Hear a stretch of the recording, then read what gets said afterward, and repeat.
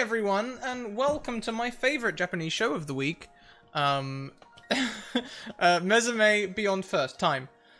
This show is becoming a bit of a passion of love, I think, for all of us now. I'm really enjoying it. Thank you so much, Jess.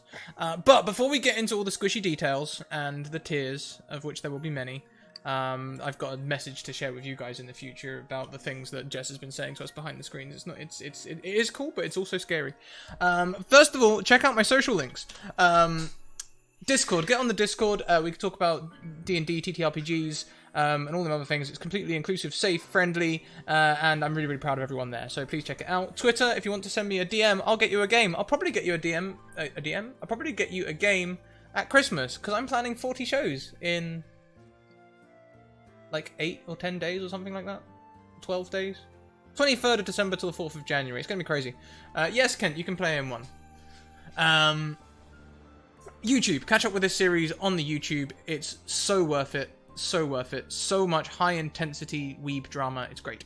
Check it out. What else do we have? We have a Patreon.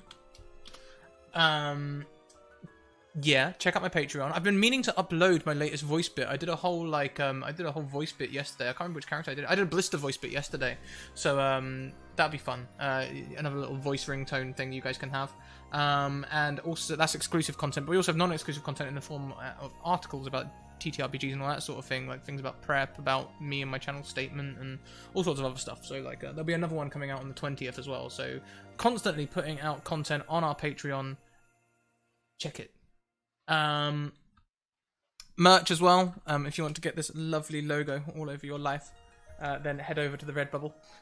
It's very, very comfortable. I've taken it off because it's hot, which is a good thing. Or I'm hot, one or the two.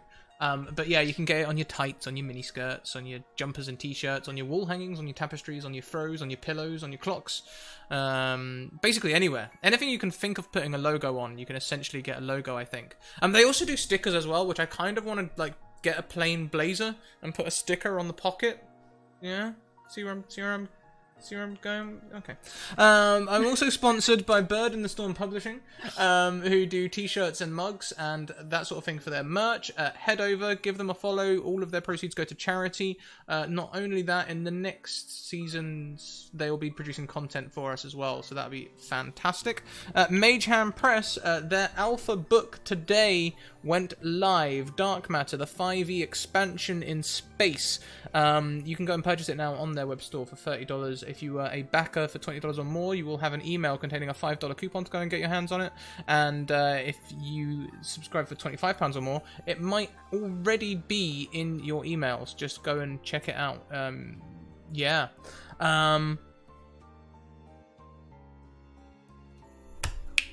That's all the things. Sweet.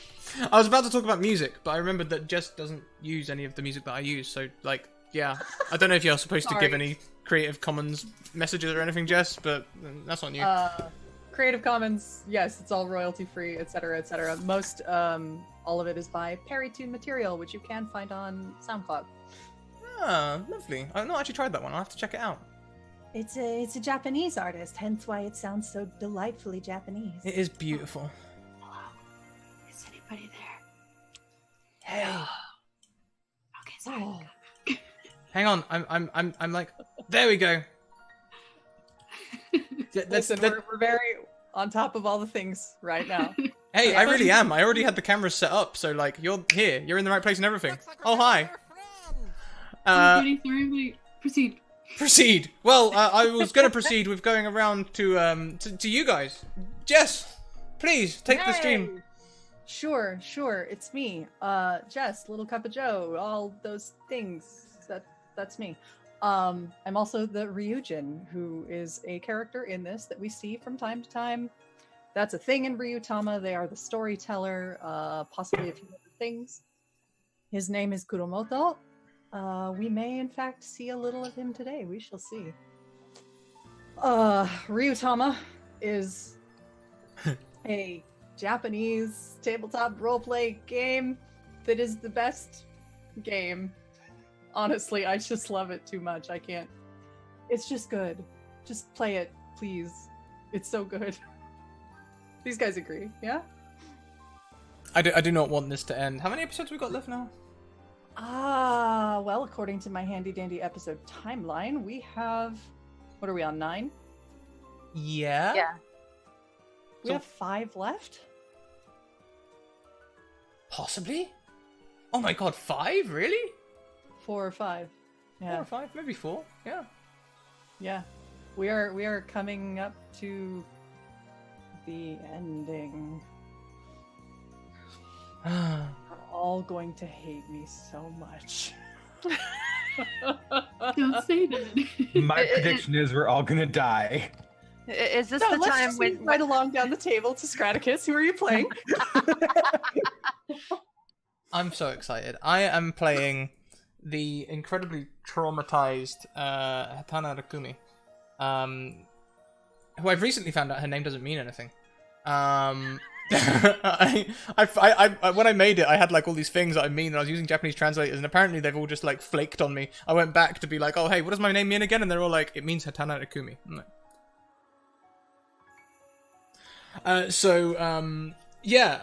she oh my god, even her name's been ripped away from her. Oh my god. Okay, so she had a purpose and drive and everything, and she was really determined to be the best fighter ever, and now she's just like, she wasn't, because everything was a lie, and she's not sure if she's real. And then Etsuko came up with a good idea, and she got loads of drive again. But we're not. I'm not sure if that's just like her masking how she feels on the inside or something. I don't know. It's gonna be crazy. It's gonna be fun. Oh god. She's a dancer. She's a minstrel who dances to fight. Our sweet girl.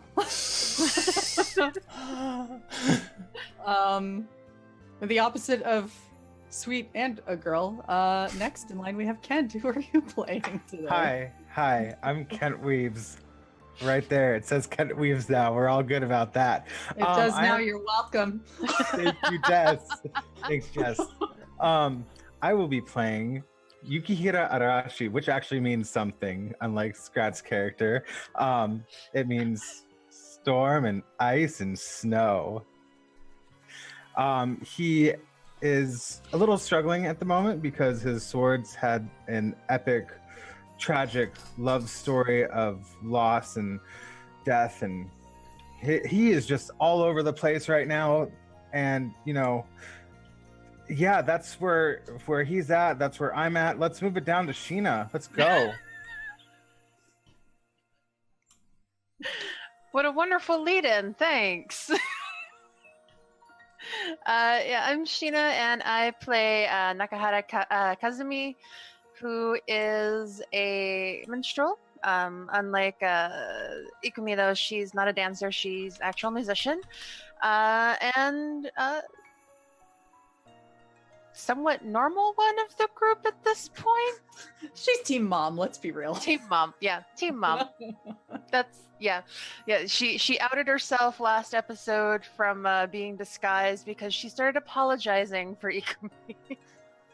Yep. So team Yeah, mom. that's a thing that has to happen at least once an episode, I think. Classic. Last but absolutely not least, Anna. Who are you playing? Hello, I'm playing Etsuko, and she is your lovely, wholesome weapon maker. And she's just never finding love, and but has her friends, so it's chill. Yeah, she had some shit happen last episode, didn't she? Oh, yeah. Last 2 episodes have been kind of rough on Etsuko. Yep.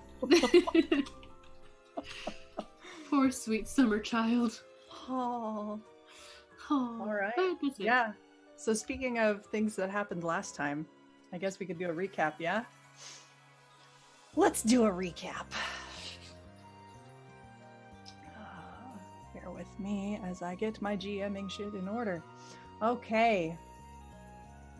So previously, you were all making your way after leaving the village of Yayoi, where a lot of shit also happened. See episode 7 for that content. You made your way to the forest of Kakuremori, which is where you were from originally, Etsuko. But you were caught by Oni wardens on your way in, and they brought you to the village. Etsuko was separated from the others and put in the company of Shutendoji, the lord of the clan, while her friends were led elsewhere, which turned out to be the dungeon, awaiting an execution the following morning, because that's how Shutendoji rolls. He did permit Etsuko to see her parents. He kind of was trying to also get them to convince her to remain in the village and just forget about her human friends, because nobody likes humans. At least nobody in that village does. Etsuko tried briefly to convince Ibaraki to help her friends, but he didn't really commit to assisting directly, because he's quite afraid of going against his older brother, Shutendoji. Coward. What was that? Sorry, nothing. Uh-huh. Yep.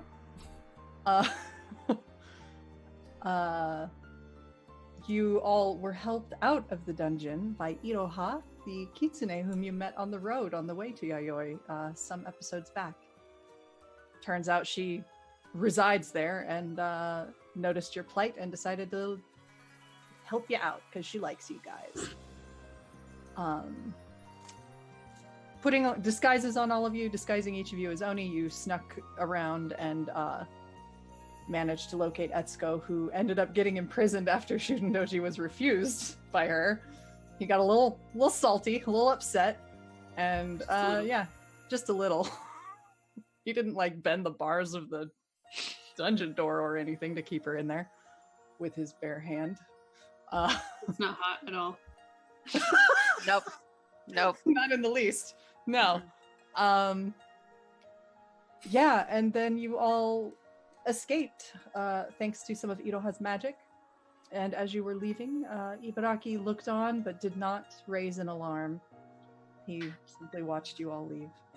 After he was thoroughly admonished as well, I might add.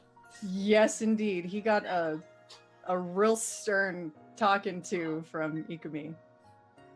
And is a little sad. That's what I remembered a minute ago. You know, before we went live, and I was like, I just remembered what happened last week. That's what I just remembered. Yeah. Oh yeah. We're hoping that ship will sail eventually, perhaps. I think we all ship it. It's fine. I mean, I'm still gunning for Maki. I'm still writing letters every episode. I mean, why choose one when you can have more? Hey, you're the DM. If you'll let me have all of them, I'll take them all. You can call me the collector. Listen, we need to help Etsuko out first. Poor girl. Just I'll take Etsuko too. Add me to the list. Yeah, the love of her life turned out to be awful. Yeah. Feels bad, man. Porque no los dos, exactly. Yes. All right. So that is where we left off as you were leaving the village of Uzuki. So now we're going to begin the episode proper. In the gardens of the old broken shrine, under a red moon's baleful eye, we see the young boy in burial kimono seated by a pond's edge, drifting his fingertips in the water. He tells a story to no one in particular. Ages ago, when Izanami, the goddess of death, rose up from the underworld and threatened all of Ulka, 10 powerful warriors from all across the world banded together under one banner and did battle with her.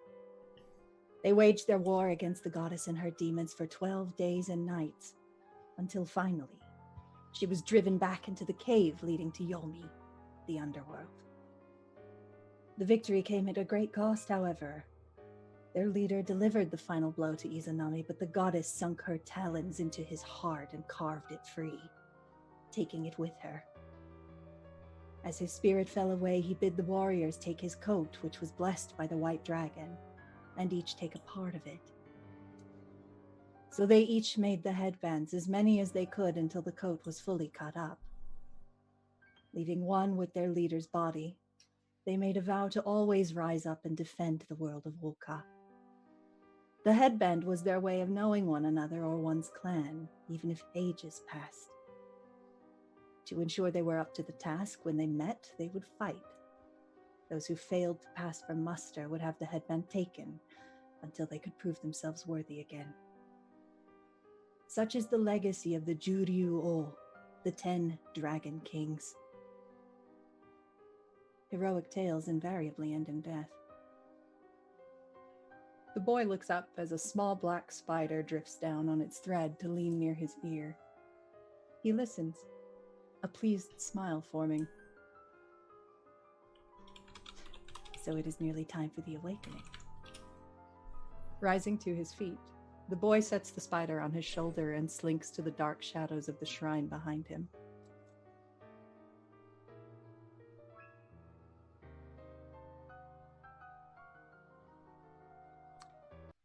And as for all of you,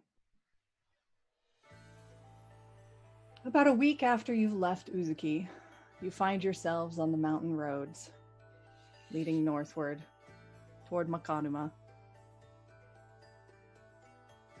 You awaken from your campsite to find a note from Iroha explaining that she's gone to scout ahead. But don't worry, don't wait up. She'll find you when the time is right. And you are left to your own devices for the moment. It's a nice clear day. The forest is well behind you. You haven't been pursued or found. Who wakes up first and finds the note?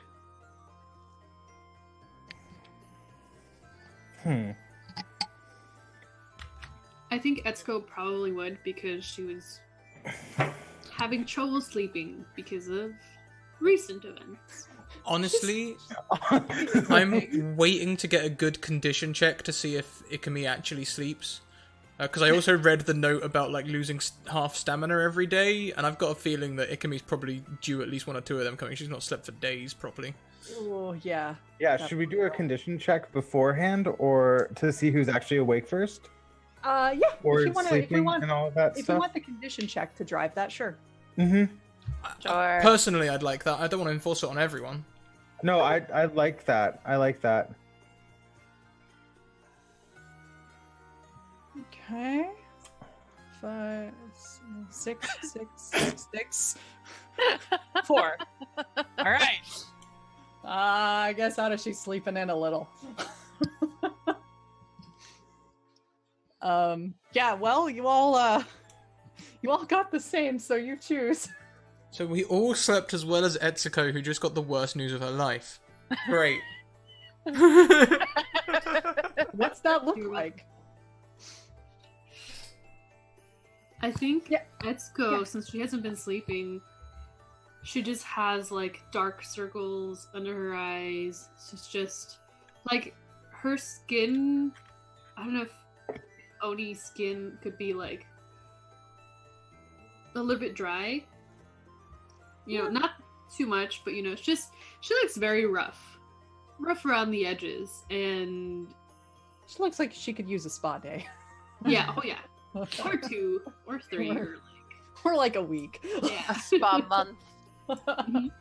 Can I? So like, if you're not sleeping tonight, and like, Ikumi's been having trouble sleeping for ages anyway. Like, Ikumi's gonna get up to leave the tent again, to go and meditate on the headband and stuff again, and should almost definitely notice that you're awake as well if it's obvious, unless you're like laying there eyes open pretending to be asleep. No, I think if anything, after tossing and turning, Etsuko would just be like laying there with eyes open, like, come on, sleep, like any second now. But there's so many Waiting for it. yeah, there's so many things in her mind that it's like, nope, not today. Every Well, time you think you're falling asleep, it's just like, oh, right.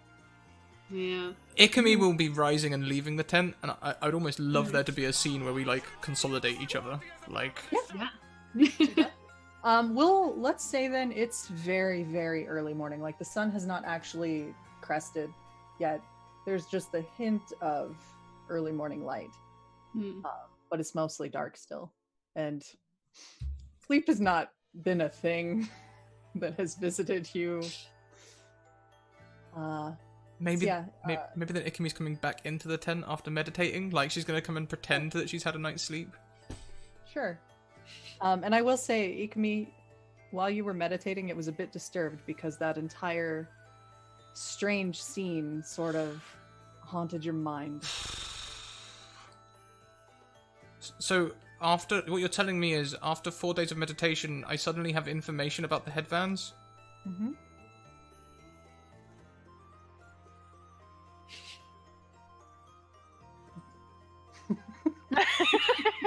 Okay, I might as well be Akumi right now. That's what she has to say on the matter. She, like, having just come to her after all this time, she now is doubly confused in that, like, she remembers this stuff. She's not sure if that's real either, because, you know, what is real these days? But also, she's now also questioning if she needs to deprive herself of sleep for a few days, to you know, maybe reach enlightenment or something. Like, you know, she's heard the tales of, like, people who stayed awake meditating for 40 days and 40 nights, and she's now like, is this how it started? Do I need to be the Buddha? Is this how all that stuff started? Am I on that path now? Is this my life? Like, was it not his choice? Did it just happen to him? That's a good question. Will I ever roll above a 7 on a condition check? Sources say shrug. So yeah, Ikumi, you are coming in stumbling a bit because you are quite distracted, I would imagine, after that revelation. And Etsuko, sleep has not really been happening because every time you think you're about to fall asleep, another thought finds its way to you and you're awake again. Mm-hmm. And it's after one of these thoughts has kind of pulled you away from getting to sleep, you hear Ikumi's sandal kind of brush against the edge of the tent. Mm-hmm. At this, I kind of like look over to where she kind of is, and I kind of stand up or sit right up. Ikumi, can you not sleep either? Or is it just me? Sorry, Etsuko, I didn't mean to wake you. Oh, that's fine. I actually can't sleep. It's been very, very rough. I haven't slept for 4 nights now. Probably about the same. But what's wrong? Why do you have that weird look? Have you ever been unsure if, like, you've just remembered something really crucial, but you could also just be hallucinating? Yeah, like every time we've had those memories. Like, you're an Oni, Etsuko. Especially that.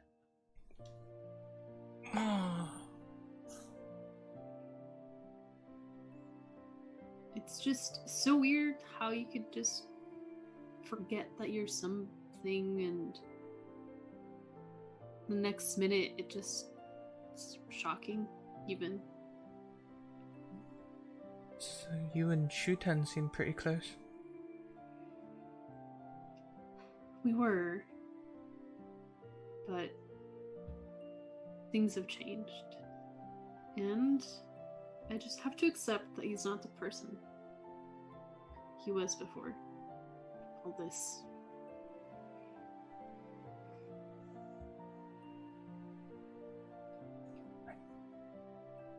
I feel bad for you, Etsuko, and I think I feel bad for him too. How do we know if we're the people we were before? I think only time will tell. This strange feeling of just knowing who you are, but there are so many pieces missing. It's just weird. And maybe if I remembered that Shuten wasn't the person that I knew he was, maybe everything would be easier, you know?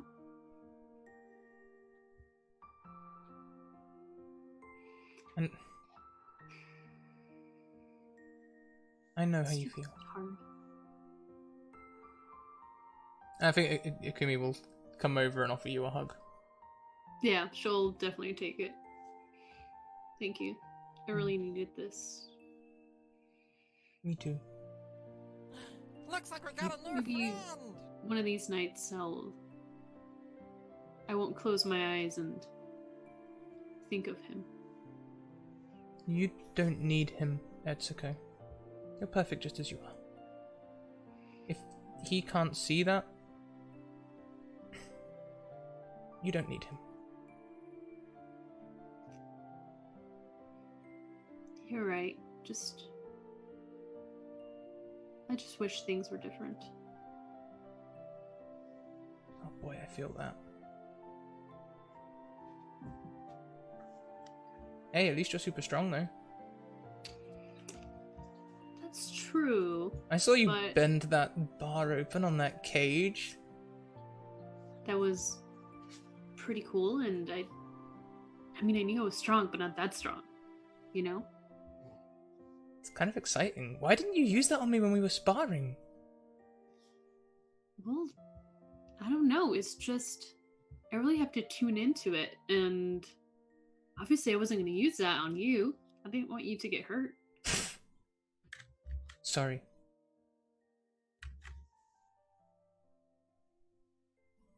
There's...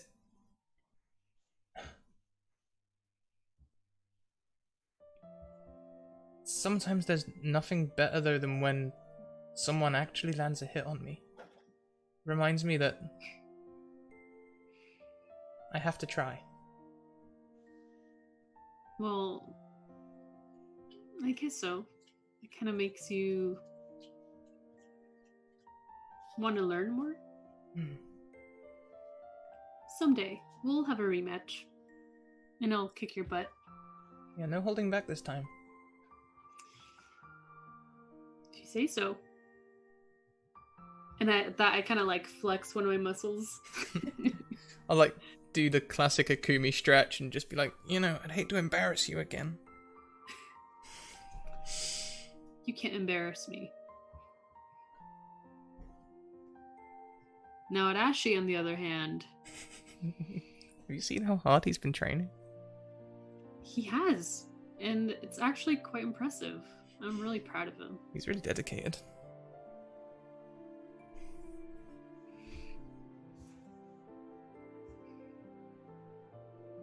Let's Do you not... think we'll ever go back to sleep? I was kind of thinking I might make breakfast. I look at the sky and like, it's always a good time for breakfast. There's nothing better than waking up to the smell of bacon. I haven't had bacon in ages.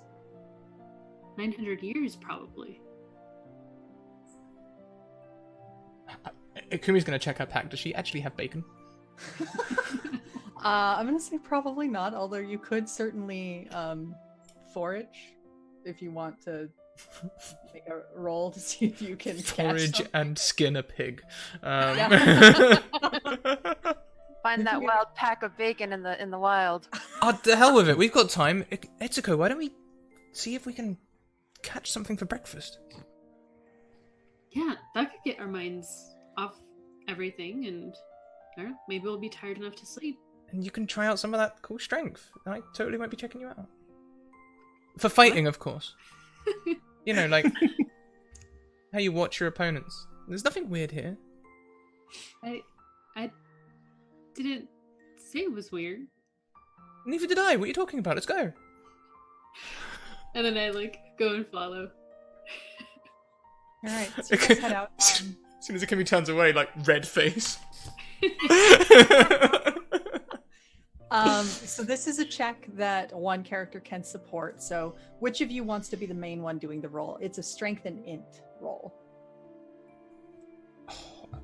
I've got a D12 in int and a D4 in strength.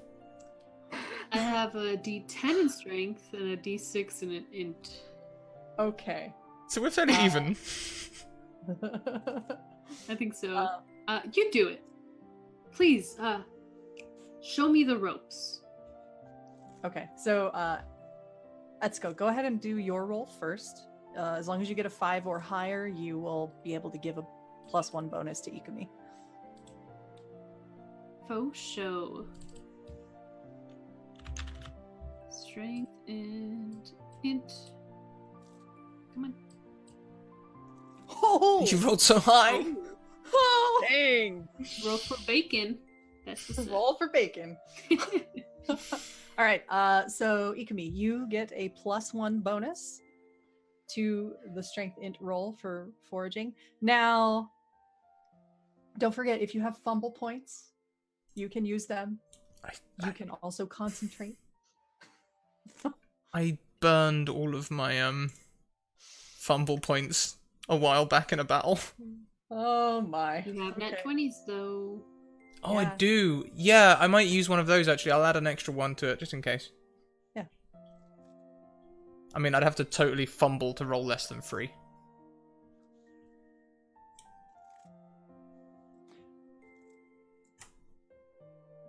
Oh, well, you know. That's why you don't say it, Scrat.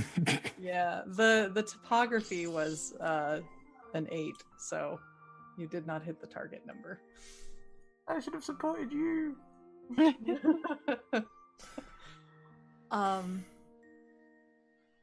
Well,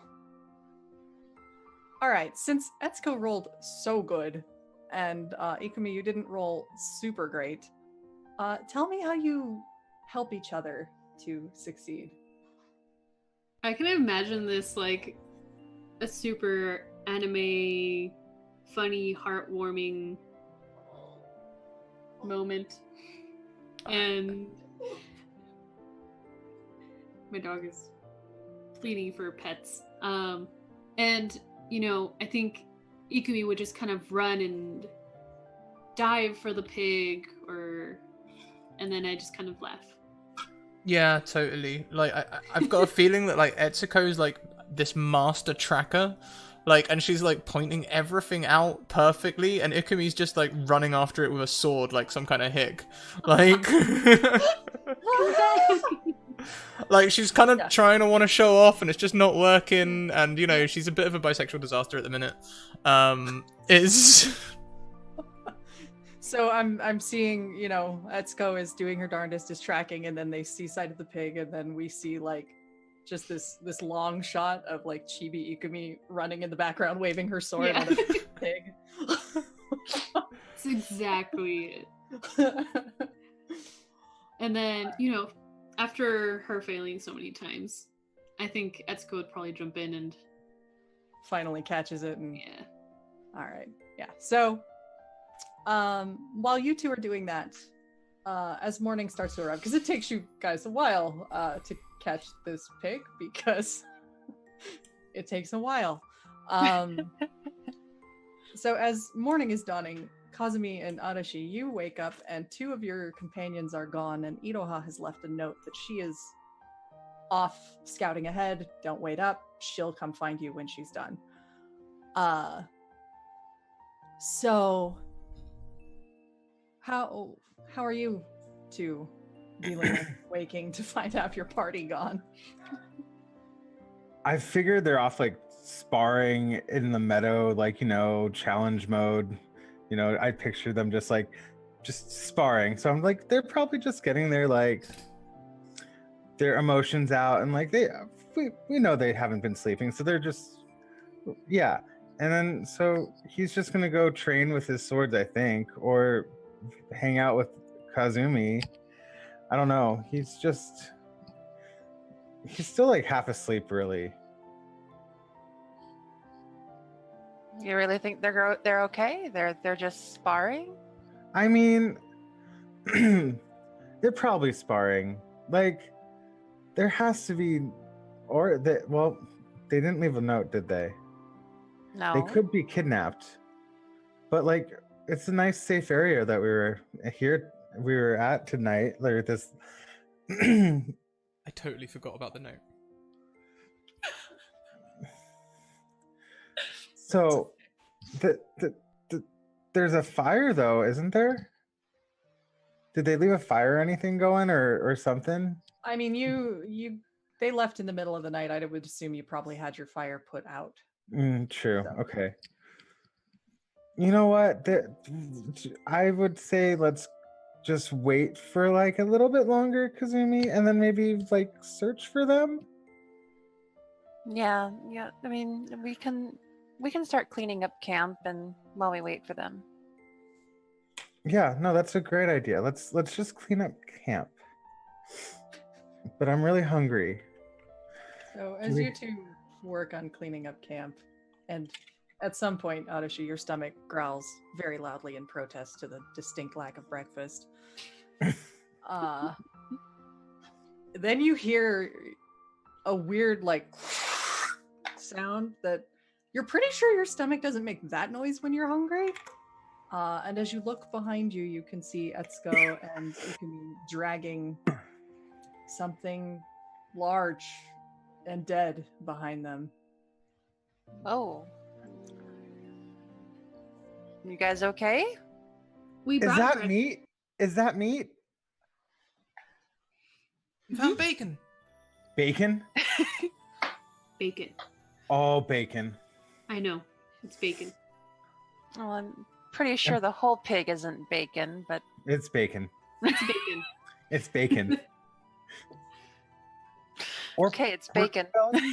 We could do like chasu with it too. Do we have time to make chasu? That's a long time though to make chasu. Yeah, That's it's a really gonna, long time. it's gonna take a while for them for us to clean this and Yeah, you'll be. I mean, I have two swords. I have two swords. We could skin this down right now and we can make some bacon. You are not using me to cut up a pig. You know you want some bacon. What? What? No, I Okay, don't let's but you moron. bacon though. Bacon. No. I haven't had bacon in 900 Use a years. kitchen knife. Kazumi, can you prepare this for us, please? Team Mom. Can you make us breakfast, please? you guys know the bow is my thing, right? Ooh, Yeah, you and, in like, trouble. This axe is my thing, and I got us breakfast. But can you cook it? Who wants to take a crack at preparing this breakfast? Depends what kind of check it's gonna be. Can we borrow? Arashi going would to love say- to cook. I'm going to say Dex and Spirit because you are not working off of a recipe. Arashi would love to try this out. Okay. Do Dex it. and Spirit, you say? Yep. All right, let's Use your grace and your guts. wait. Dex and Spirit. I don't know where one is, so just rolling. 10.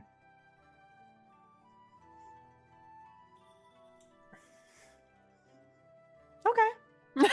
That's pretty good. I also use my swords. Just saying. Actually, no. I don't use Suwata. I use Hisame. Okay. You are gonna pay for this so much. Bro, bacon and Etsuko's happy. I don't care. Just make sure you clean all the pig guts off of me. You know, that's really no way to treat a sword. I wouldn't even treat my sword like that, and it's not even alive. See? She wouldn't treat hers like that. You know what? This is my uncle, and this is our bonding time. We have to cook together. What the Mm. Your uncle? Oh, family. Like a billion times removed, I hope. Probably like 900 or some. Whatever. Uh-huh. Plus, he's guiding me in this. He's acting as your senpai, and you're using him to cut up pig? Yeah, that's cool. It's fine. That's how it It's works fine. in the Yukihara family. It's fine. I'm Arashi sure he'll is do an so amazing serious. job. No, I'm he's very doing great. impressed. Yeah, you'll pay for it later. Don't worry. Enjoy your pig. And he says more. Hisame, Arashi makes sure it's like extra like clean and like for Sure. like just very nice to him Clean for it the up. rest of the day. Oil Yeah. the sword, make sure it's all nice and sharp. All the perfect treatings of it, yeah. I think after you clean it, I'm gonna be like, can I take a look at it? Oh yeah. I mean, yeah, there you go. Yeah, and then I hold it and I make sure it's like in pristine condition because I know stuff. Mhm. And just like go in with the details and like everything, and maybe like balance it. Adashi, do you want to roll for how well you did, or would you just like to tell me how well You did? know what? Oh, Arashi will I'm gonna go with rolls all today. What roll would you like me to do for that?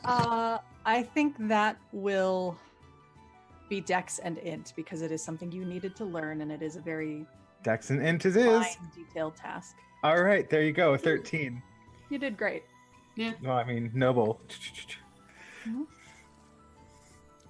And Yeah, he's been yeah. watching Etsuko with her cleaning skills, so he's like getting it more. Yeah, a 13. You're probably famous in your town is the evaluation on a roll like that. Well, just Etsuko's been teaching me. I've Yeah. had training in it. Yeah. You've had swords long enough that like you've taken care of them. Yeah. So yeah, you're good. I'm very impressed by this. You did an amazing job. I mean, I have to treat him like family. It's a good sword. You have a point. Very beautiful craftsmanship. Get it? Mm-hmm. I Like, it's poke right on the end of horn. it. It's right.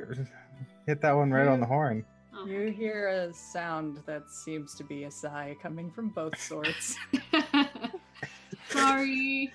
I thought it was a good moment. And then I hug it and then I give it back. Wait, where do I? Yeah, they're right here now. Yeah. So you all have a pretty delicious breakfast. Arashi's not bad at cooking, apparently. Definitely Arashi has satisfies. skills. It definitely satisfies the craving for bacon. Where did you learn to cook like that, Adashi? From the he would go down to the kitchens of the castle and like kind of help out down there. So he actually knows a lot more than he lets on. So other people would do more of the work because he doesn't really like to do it, but like he knows how to do it. And he can like fully break down a pig, and he can like salt it and like preserve it and everything because he's been watching for like years. Cool. All right.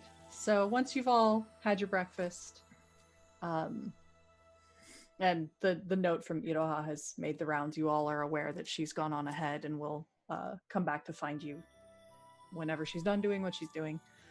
And you all get back on the road. So how about we do a travel check and a direction check?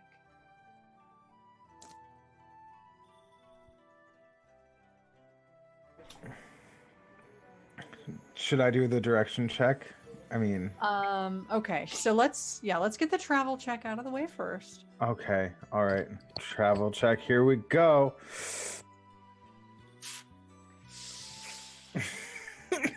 Wow, you guys. Wow. Well, okay. Ikumi, you're good. Kazumi, you're good. Etsuko and Adashi, please take half of your health away and explain why. What's going on? How come you're not doing so hot on this mountain road? I think as much or as delicious as the bacon was, that still wasn't enough to like get rid of her sadness. So, she did have that very happy moment, and as much as she tried to just hold on to it, just like those memories just came back. Still getting distracted. Yeah, getting distracted and like kind of tripping everywhere. She like falls on her butt once, which totally was not inspired by what happened to me today at all. And I totally don't have a bruise. But anyway, Oh no. Oh, no. it happens. It hurts to sit sometimes. Oof. How about you, Arashi? What goes wrong in the journey that's like causing Well, you to struggle?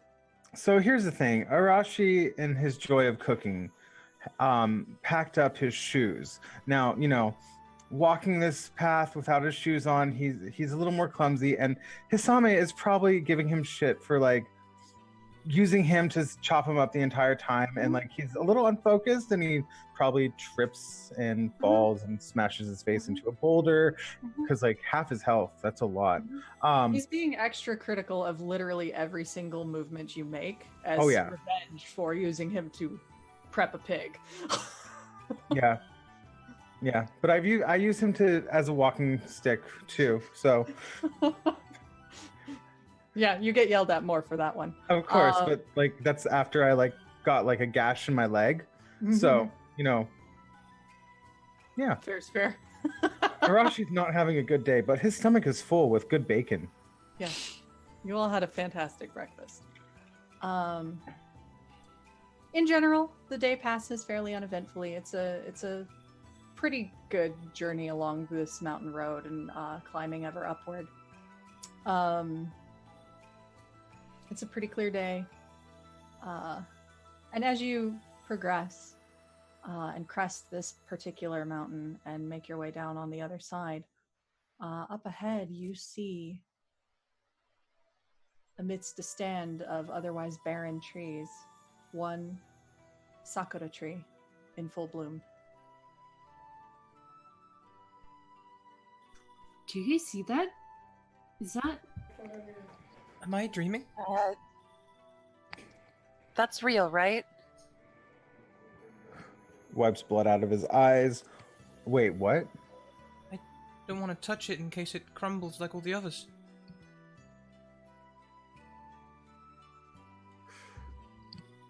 You still Tell close us. to? Do you want to approach it? You're some distance away. You can see it well ahead of you. Mhm. I think we should go and look at it a little bit closer. I agree. Carefully.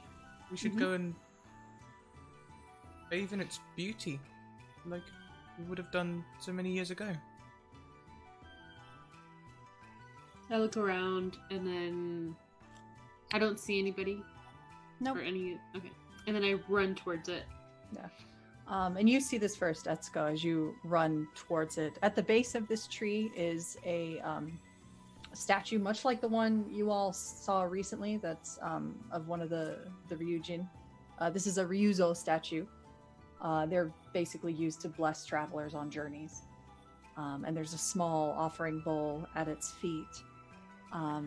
Inside that bowl is a small golden bead that's etched with blessings that you recognize.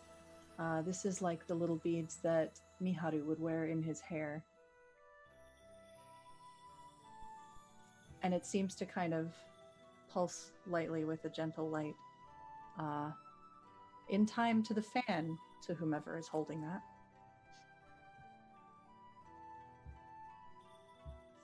Do you guys see that? Who has the fan? I think I do right now, unless Scrat and I have been switching it off. I probably would have given it back to you. Then I probably have it. Mm-hmm.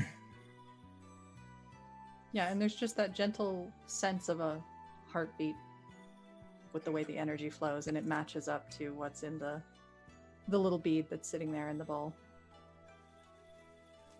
Should we offer it bacon? No. Well, I mean, it is an offering.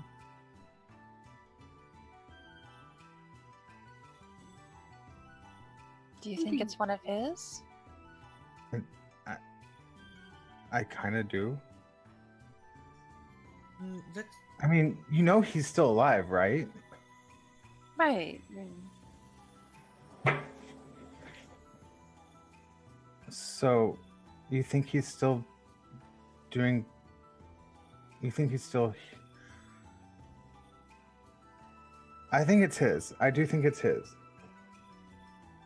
Should we pick it up? no. We shouldn't take an offering from the statue. I mean, okay, not take it, but like last time we picked up something of his, it flashed us back like back to the past and we got more memories. What if we just touch it? Let's just respect it the way we would any shrine. And I guess Ikumi would walk up and sort of do the whole bow, you know, clap hands. Yep. Yeah. Yeah, you bow, you clap 4 times. Do you have anything you want to leave as an offering in the bowl? I look in my pocket and all I have is a little small, very, very soft rock. Okay. But it's very nice. And then just put it on Like there. a little semi-precious kind of stone, or just a pretty stone. Okay. Yeah. I'm gonna put 1 gold coin in, and as I do it, I'm gonna touch the bead. Okay. It's definitely Miharu's. You remember Yeah. them pretty well. Those are definitely his. I'm gonna take my ribbon off and leave it. Your original one, not the one you got Yes. from your mother? Okay. Yeah. Kind of figured, but helps to check. All right. You all kind of feel a sense of calm and peace descend. This area just feels protected or blessed somehow. And that the serenity of seeing the sakura tree is quite comforting, considering it's been a very long time since you've seen one alive. It fills you with quite a bit of hope, and you may re-roll your condition checks if you wish, Mhm, and mhm. take the higher number. Mhm.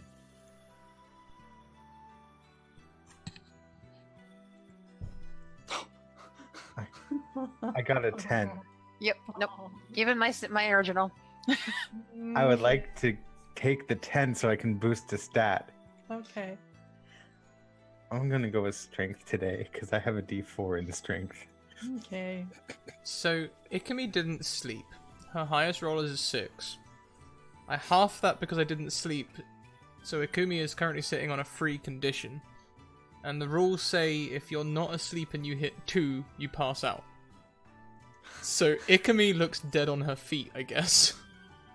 Yeah, well, since it's not higher than what you originally rolled, Yeah. you don't have to take that. But oof, get some sleep. Yeah, it's a free either way because the 6 halved is. Yeah, Yeah. so. Need to sleep. Yeah. Yeah. All right. I think. Yes. Go ahead. I was gonna ask it, does Ikumi look like she's about to faint? Probably. Like that? I mean, yeah. She's got, like, you know, you were saying, like, the bags under the eye? She's probably got that. She's probably quite heavy-footed. When She's she been was kinda hunting. lagging behind the group a bit. Yeah, sort of, like, just maybe, like, head down a lot. Maybe bumping into you a little bit. Like, earlier when we were hunting pigs, like, she was getting, like, bursts of adrenaline and stuff, so, like, she seemed fine then, but, like, probably even when we were preparing breakfast, she was, like, just sat down in a heap, like, tired. Yeah. Okay. I think Etsuko would probably notice this. Ikumi, you don't look so good. Come on. And then she kind of like squats so she can like get on her back so she can carry her. If she wants. Alright. Etsuko feels bad for, like, making... No, Ikumi feels bad for making Etsuko, like, burden that load, but at the same time, she can't pass that up. So she'll be like, are you sure, Etsuko? I'm sure.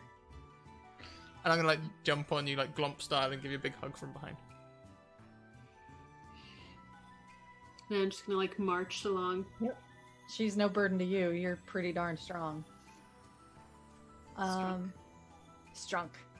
Small but strong. I think it's probably going to start as a hug then, but I think Ikumi might catch up on sleep on Etsuko. Okay. Just fall asleep on That's like fine. nuzzled into your Yeah. like back or something. Yeah. Yep. Before you leave the clearing, however, that calm, serene, gentle air starts to go frigid, and you feel a familiar cold wind start to blast through.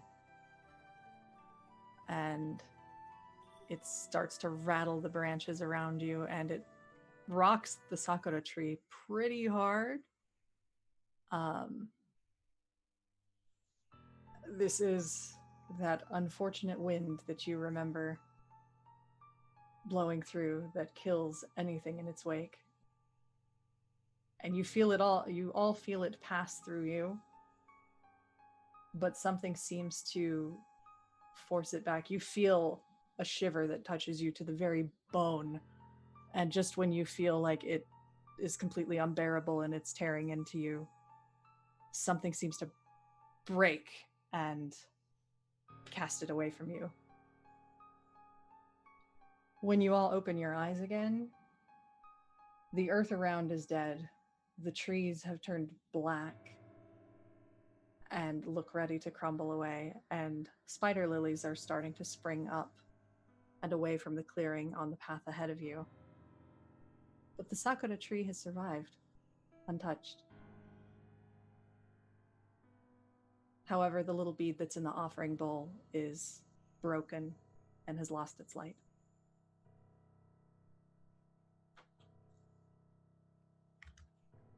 I don't like that. Welcome all.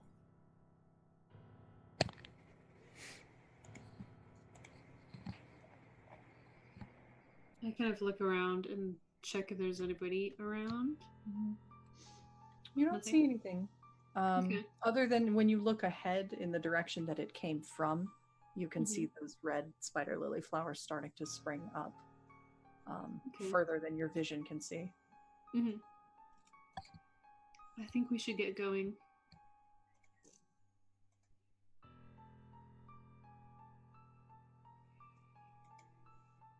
Ikumi would normally say like, yes, I agree, but she doesn't feel like she can because she's currently on like Etsuko's back, so it'd be like, well, go on then. So she's not gonna say anything. It's like, okay. Okay. Okay. And I kind of start walking a little bit more. Yeah. And kind of being very cautious is like, Yeah. you know. Then as you all set off, this is probably a good time to take our first break. Yeah. Who? I completely forgot to mention in chat. Who'd like to go first? I'm okay. I'll go. Yeah, I can take one too. I'm good for now. Yeah. Cool. Please. So back in 5 minutes. Break. Break. Hi, chat. How are you? Hello, everybody. Hello. Hello, Can I I just say I'm like suppose it- so excited to play today because Oh, I haven't like streamed or anything like the past couple days because I've been working. Oh, And I I'm know working that like feeling. this is like sorry, it doesn't have anything to do about this, but it's been like assisting at like a 3-day job. It's like pretty long days. So I'm just like today was the last day, so I'm like excited to see your beautiful faces. Hello. Also, Jess, And, did you dye your hair purple? that. No? it's been vacillating between like blue, silver, and purple for about a month, depending on Really? what I Oh code my it. god, with we're getting the night rated. before. All right. Hello. Right. Guys, Welcome, defend with friends. Scrat Hype if you have it. Ah, Great hype. I'm Scrat gonna Hype. Or whatever emotes you have to Um, combat them. send in Hypeske. Oh, that's a good one. Yes. Hype. Hey, what else but send in a Shinsengumi to defend? I know. Small husband. Welcome, everybody. Hi, Hello. friends. We're taking Hello, a quick Unmade break. Gaming. And the like. And the leg. God, I Gosh, stream creepy too. music's not good for Just break. kidding. Let's get something nicer. I'm sorry. Yeah, I- that's. I'm That happy. creepy shit going. Not creepy. Can we like have like thirsty music? Yep, there we go. Thirsty music. There's some Thirsty thirst music. beyond time. The hype is so real. All the hype is here. But welcome in. We have snacks. Wait, do we have Yes. snacks here? Don't have any right now. I I've got brought vape, snacks. and I've got Yeah. mean vape tricks to do. So ready? Part of the team is on a tiny little break, so yeah. Wow. Amazing. Wow. Da da da da da. Wah, wah, wah, wah. Only the finest entertainment here on Scratica's Academy. Also, welcome. Anna, I like that you're wearing Pokemon because I'm wearing Pokemon. We're both on the same team. Of course we are. Team Mystic for the win. Yeah. Before I quit playing Pokemon Go, I was on Team Mystic. Oh, nice. I Nice. quit playing a while ago. I still play. I quit playing a long time ago. Like 2012, 2016, like I was like done like 3 months in, but I got to like level 32 beforehand. Nice. I was super casual with it. So Chad, do you have questions for us? Theories? Theories. Will Etsuko ever find love? Will Etsuko ever find love? Who should we ship Etsuko with now that Shooting Doji is about to be terrible? So many options. Also, Definitely who not do we ship Agumon. Adachi with? Arashi doesn't have love. Well, I ship him with someone, but like I'm not going to tell that to anyone yet because Jess know. knows and Anna knows. Like the people know in this and like hoping for it, but like may not happen. We'll see. We'll see. The secrets. All the secrets. All of them. All of them? I mean, that might not be a ship you want, but I mean, no. From what I'm thinking about it now, like the terms of the Black Dragon have been like running in my head while that ship I'm making, and like was a good person, probably 900 or so, but things have changed. how things change. Yep. Aw, Julie's pushing for Etsuko to find love. Aww. Yay, Etsuko, I believe in you. Someday. Someday the Someday. prince will come. I'll make us curious, why don't you? Ooh, or maybe loves. Loves. Loves. Oh, there's a Sheena. Could be. Na.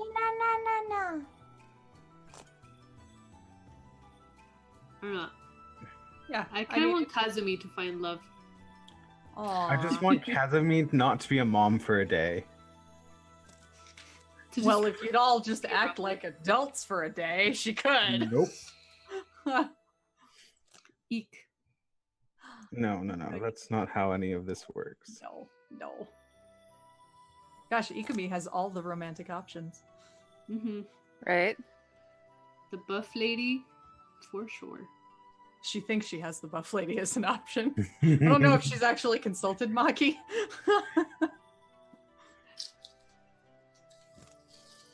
Aw. Julie thinks Ibaraki will come around. For who? For Kazumi? Or- Hmm. Well, That That was a weird It might be for Arashi, guys. Or yeah. Mhm. Well, Adachi sure did look great in that disguise, right? Right? That's true. No one would know that it's Arashi. Nobody. No one knew. 0 people. No one. Except Ibaraki, like 5 seconds in. Yeah. Right? He's not that smart, but that was a shallow Such a disguise. bad Yeah, disguise. that was kind of. Hey, It was like just the leaf thing, right? Mm-hmm. No voice changing or anything, so it's just Arashi going, "Hey guys, how's it going?" Yeah, I may have forgotten to tell you that perhaps you should not talk. Yeah. No, but it's Aroha, and she's like a kitsune, so of course she's not going to tell you, don't talk, Arashi. She's just like, So sure, kid, go ahead. Arashi should have known not to talk, but like he was just like, I'm hidden by a kitsune. I've got this. And he's like, hey, what's up, guys? Ibaraki's like, no, you're not Etsuko. No. yeah. Not even close. I don't know what I've come back to. What? Arashi yeah. pretending to be Etsuko? What? No. No, We're talking remember? about who in the world Ibaraki is going to end up with. Oh. Yeah. Up to him, And really. isn't it? who, Because he's honestly, very just all the young, shit. He right? is Like, very young. yeah. So I Well, don't think- comparatively. He was well, a small child when Etsuko left. yeah. I don't think Etsuko would be into that. But hey, you never know. But like he's You know, grown you- up really nice in those 900 years. And he has Yeah, been like, he's like 925 probably. yeah. To put a number on his apparent age, if you shave off the 900 part, that's about right. Oh, he's too old for Arashi in Western thought. But anime thought, maybe.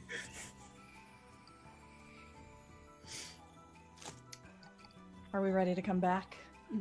Yeah, I think so. All right. So, you follow the path, and by and by, the spider lilies seem to fade out of sight. You've kind of gone beyond wherever they ended up blooming, and nighttime starts to approach. So you have to set down and make camp. Who would like to do the camping check? And who would like to help? I can help. Okay. Go ahead and make your camping check. Oh, sure. I would like to. Isn't this Wait, one of them who- things where I'm supposed to be really good at it, but we keep on letting Arashi do it for some reason? Oh, you've been doing No, you've been doing the capping. doing I it. have, haven't I? You've been Yeah. doing them. Yeah. Yeah. Great. So whoever's going to roll the camping check gets a +1. And I think since you are a minstrel, Ikumi, you also get an additional +1 on top of that. I do. And I've min-maxed my dex and int, so this should work. Yeah, do it. You better know how to set up this camp. Hey, it's Yeah. the only good roll from Scrat today. No, I'm just kidding. Yeah, so that is you actually would have gotten a +2 because you got the help from That's Etsuko a as well. 16. Mhm. This is like a Hilton. Okay, so 16 on the evaluation table that is canon to Ryutama is best in the land. Wow, good job, Aku. You've been practicing. Like, Maybe the thing is, correct. she's on like complete autopilot. Like, she climbs down from Etsuko's back and is just like. She's like half asleep as she puts this thing together, and it looks masterfully done. And you see like all the sparkles in the wow. No, it's like the one-handed origami. She just like takes a napkin or something and turns it into a swan with one hand, like half asleep, and leaves it on the pillow. Like, Yep. Yeah. There's little chocolate candies on the pillows inside your tent. Oh my god. It's like, where did she get chocolate? Who knows? And before it's not chocolate. Oh, it's chocolate. We're making it chocolate. It's chocolate. Don't ruin this. Don't ruin this, man. Yeah. All So, you set down for the evening. Is there anything you want to do before you turn in? Arashi would like to apologize to Hisome Okay. and go train with them as well. So, hey Hisame, are you there? You hear nothing. Suara? You there? What is it, young master? Would you like to go train? Because apparently Hisame's really, really mad at me because I used him as a butcher knife today. That was rather disrespectful, yes.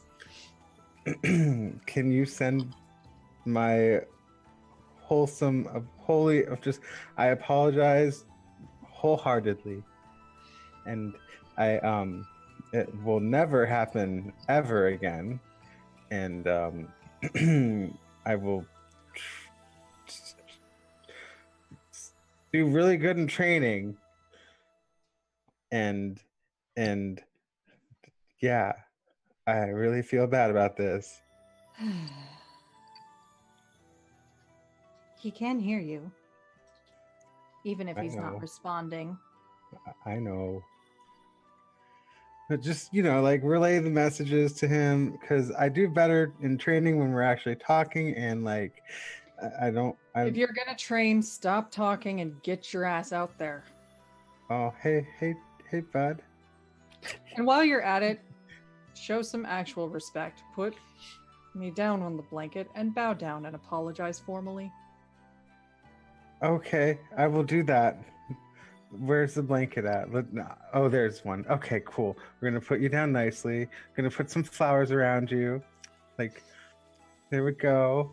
Gonna put a gold piece down as an offering, just like, and I humbly apologize for the actions that I have done to you today. You are not a butcher knife. You are a respected member of the family. I am so sorry, and I will never do that again. Good. All right, let's go. Cool, let's train. All right, and then he goes off and trains. Yep. So you go out and receive instruction. Anybody else? I think once Ikumi's done, she's out. Did she just she finished setting up hers and then just passed out on the bag? I'm gonna burn like 5 fumble points on this just so this poor woman gets a good night's sleep. Yeah. Well, since you succeeded on your camp check, you guys do all restore your HP and your MP. And then we'll roll the condition checks in the morning to see how you do. I would say since Ikumi gets a good night's sleep this time around, you're no longer penalized. So, you train well into the night, Adashi, and then by the time you are just sore as heck, but you felt like you got quite the workout, you slink back to the tent and crash for the night after the others have already pretty much turned in. And so you all wake the next morning. Can I? Is it possible to wake up in the middle of the night to do something? Yeah. Okay. What are you gonna do? As Etsuko just kind of got a pretty okay sleep, she'll kind of wake up, and those memories and thoughts will kind of creep back in. And then she takes out the sword, or the weapon, that Ibaraki had given her. And she'll make sure everybody's asleep, and she'll kind of go to the side, for quiet time. Sure. And she'll take it out, put it right in front of her, and then just get a little bit close. And she's gonna be like, I'm very sorry for all the trouble that we caused, and I hope everything's okay. You wait a little bit. There's no immediate response.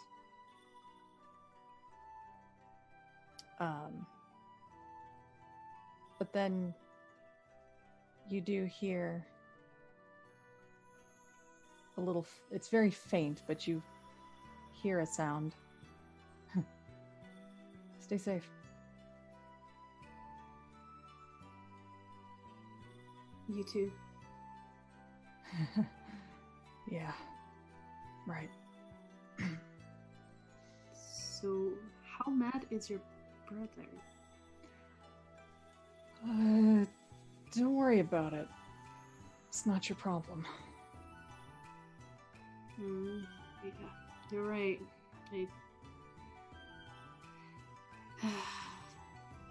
I was stupid and I'm sorry. Maybe someday he'll change, but I really doubt it. Yeah, me too.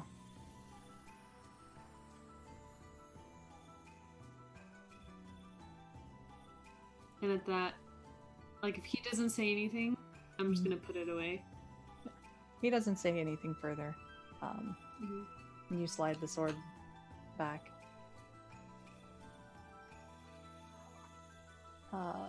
Is there anything And then else? I go to Or bed. to bed? No. So, you all wake the next morning. Let's get condition checks out of the way and see how the day begins. Oh boy. boy. Mm. Ooh, heck yes. 1, Why am I always so nervous with this? 2, Oh! 3, Everybody take a fumble point. Yep, everyone take a fumble 4. point. I'm gonna use it straight away. I'm using 5. Oh, I can only use a maximum 4, right? Isn't there a max on this? No! No character can No. receive a +4 or higher. Okay, No. so I'm gonna use 4. Oh, we both fumbled. Oh shit. I'm using 4 of my player gifted fumble points on this. Okay. Thank God. What? Thank God. Yeah, thank God. We've had a. Okay, is- who pissed See, off that's roll 20? That is 6 nat 1s in a row. Wow. Also, I'm not. If you fumble, I don't know if that negates the bonuses or. Fumble points, fumble points, fumble points. That's a question I have. I'll look it up. I was just reading about it a minute ago, but I can't remember. Good lord, though, that is unreal. Who is hacking Roll20? Okay, so anytime all dice show a value of 1 results in an item used for the check having its durability reduced by 1, blah blah blah blah blah. A player may spend a fumble point to activate concentration for a +1 bonus to their next roll. Stacks with concentration activated by halving MP. It doesn't say. It just says result fumble total failure. Yeah. I guess it's up to you, Jess.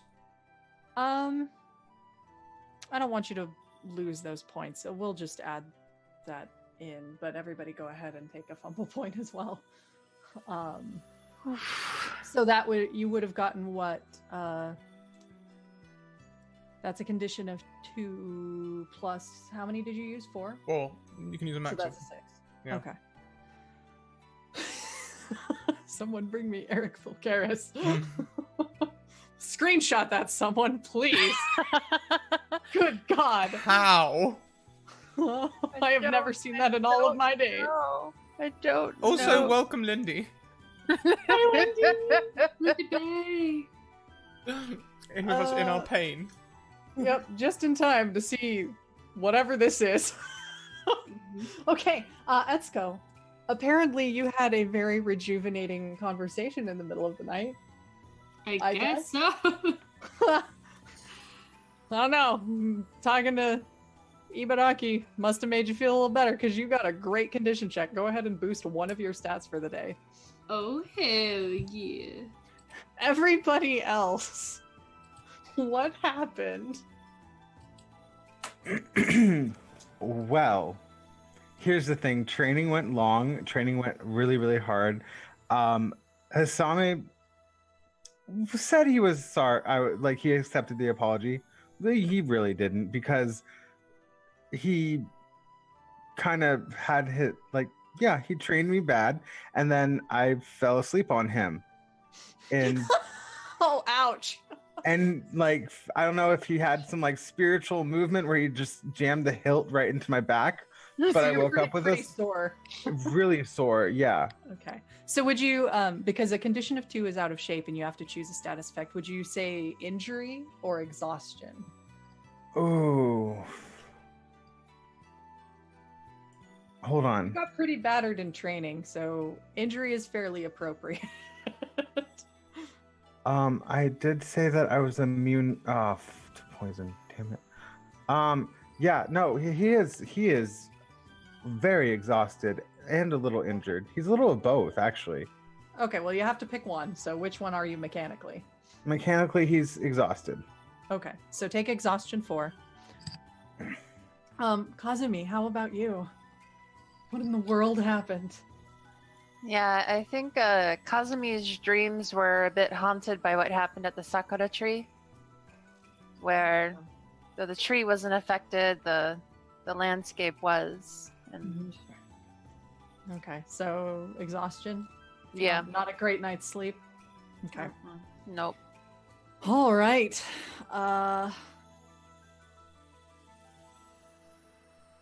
Well then, So do I go with the 2 or the 6? go with the 6. Oh, thank God. I'm gonna let you have the 6. And everybody take a fumble point as well from what Ikumi rolled. So And you me. get everybody gets 3 fumble points From 1 round. from one Damn. condition check. What are the odds? I don't know. It's probably my fault. I have this weird dice curse that attracts failures and nat ones. I'll remember this. It's Yeah, true. remind me not to play with Jess again. You must be In roll cleansed. 20. Well, I'll just roll my own dice, not It roll doesn't. 20. No, it doesn't. doesn't work. matter. I promise you, it won't help. It's sort of Uh, like the ring.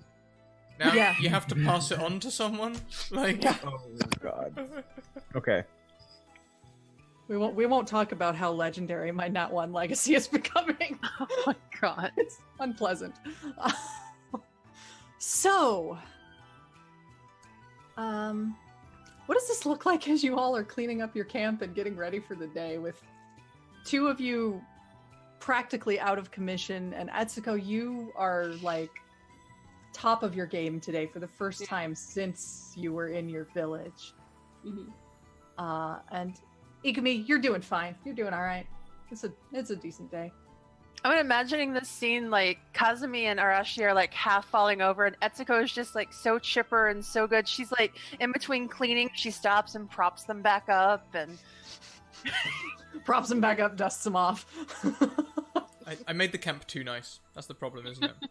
You're just not used to this grandeur anymore. it was too nice. It was It too was all good. facade. It was just a facade. It looked really nice, but there's like, you put us by a swamp or like something There were like. rocks under the There tent. were I will rocks have under you know that my camp building is the best in the land.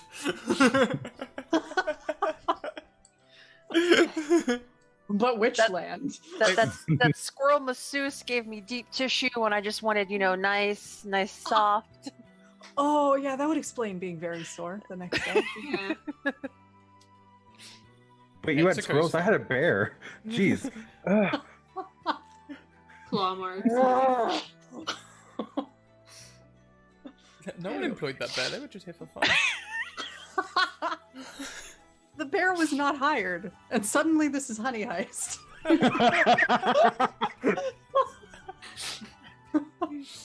The most anime bears ever. I know. All right. Well, Oh, I anyway. love the Thursday. This is great.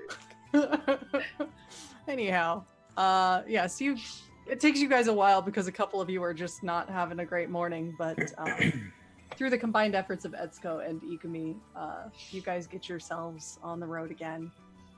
So let's do travel checks. I'm scared to roll that now. I really Yeah. am scared. Someone else roll first. I'll do a travel check. I'm going right now. Oh, I got a 9. Hey. Okay. Okay. Good. Good. Ooh, okay. That's good. Okay. Ah! There's your fumble. No. Kazumi. Oh, Oh, damn. damn. Wow. Kazumi, what happened? Because Okay, first of all, have your current HP. Uh, What's going on? What's the Probably, deal like? What's the we're- deal? we're in the mountains, right? Yep. Probably some loose rocks, lost my footing. Okay. Yeah, you lose your footing a couple of times. You end up getting scrapes and whatnot, but Etsuko rolled so well, and she kind of manages to catch you and helps you keep your feet. And dusts you off again. Do you need me to carry you, Kazumi? No, I'm okay. I'm okay. I think, yeah, I'm okay. I don't know. You look kind of rough as well. I mean, I get it. We've all had very rough days, weeks. Etsuko really helped me yesterday, Kazumi. Are you sure? Mhm. Okay. Just hold Alright. on. So Etsuko, you carry Kazumi today. Yeah. The rest of the journey is just going to be everybody getting a piggyback ride from Etsuko on a different day. Yeah. New mission in life. Just carry everyone. All right. So, by and by, you journey on until you start to enter familiar terrain to your sights, Ikumi. The foliage and grasses start to fade away, and it gets rockier and rockier as you progress further up this mountain. You remember the dark black and gray stones of your home in Makanuma. And as you crest the top to get at the top of this plateau-like mountain, you look around, and before you is a city in ruin, covered in ash. Here and there you see figures frozen in time, covered in ash, features completely indistinct. No idea how long it was like this. You do see drifting around small little blue flames just kind of peacefully roaming the empty space. Like little wisps. Ikumi's just gonna, like, as soon as she sees this, she's just gonna, like, run down there to try and... She just wants to go and see what's going on, who these people are, if she knows them. She recognizes the area. Like, she's probably already taking off, like, her winter layers that she's been wearing when everyone else has not needed them. Like, It's reasonably warm here, but not hot. You get the sense that the volcano has maybe been inactive for quite a while. And as you get closer, you cannot tell who any of these figures were. It's very like Pompeii. You cannot tell who these people ever were. They're barely humanoid looking at this point.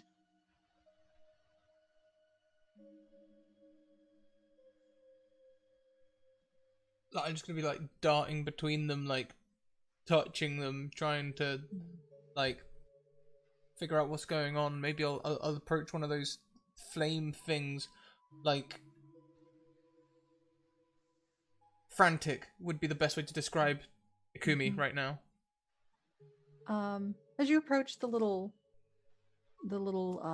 wisps, they initially sort of dart away and just out of your reach every time you try to touch them, but eventually one of them will come nearer, and then a few others start to gather, and they gather around you and seem cautious but interested, curious.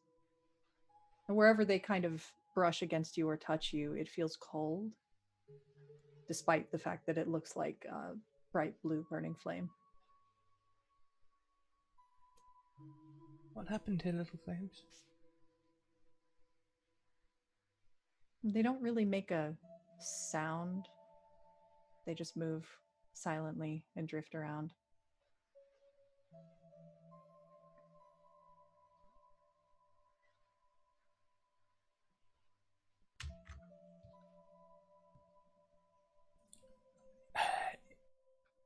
Ikumi.exe has stopped functioning. She's just gonna, like, sort of stand and look around. You know this place is your hometown because of its location. Uh, but structure-wise, it's almost unrecognizable because everything is just coated in this mass of slate gray ash that has hardened and kind of turned it into salt-like textures for who knows how long. Can I investigate around this town? What are you looking for? Like any ribbons, any headbands. Okay. Any Yeah, go ahead sign? and do a. I think it's perception is basically what investigating is here.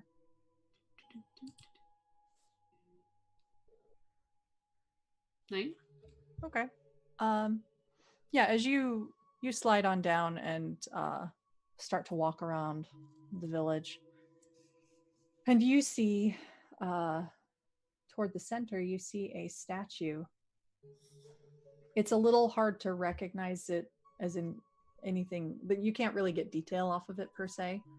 But it's fairly large. It looks like it might have been a man, kind of in a stalwart warrior's pose with a sword. And there's a plaque at the base underneath, kind of the overall thing, and it got spared some of the damage from the ash enough that you could probably brush it and read it. Mm-hmm. Yeah, I do so. On that plaque, you see a name, and it stands out to you at first because you recognize the first part of the name you see. You see Hatana. The second part of the name you see Mamoru.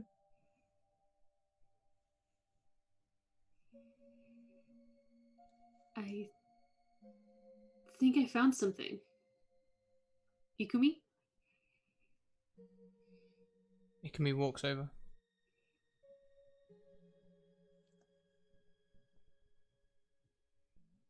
And I kind of like do one of these like.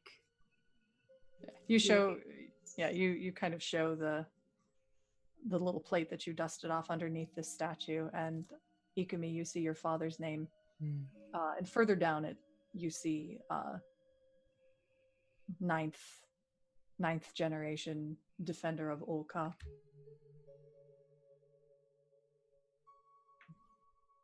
This statue depicts my father.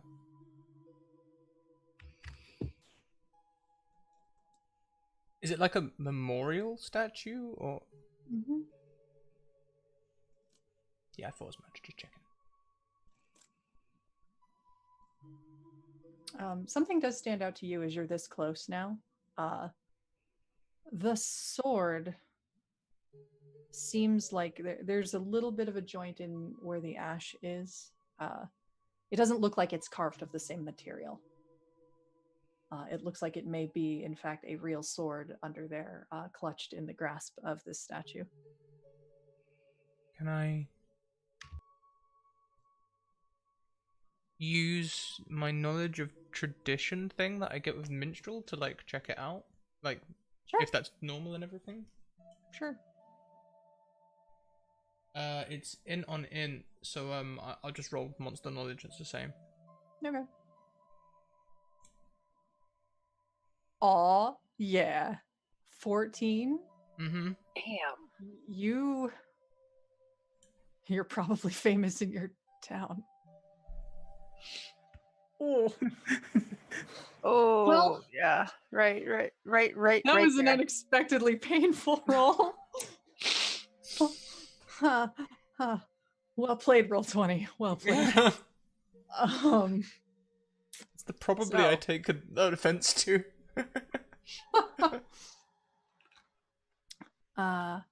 So you know that this is a habit that is sometimes done from warrior memorials in your town. This is not the only one. It's frequently done for those of your various generations, and a lot of times where they inter warriors, they will usually also put their swords to rest rather than pass them on.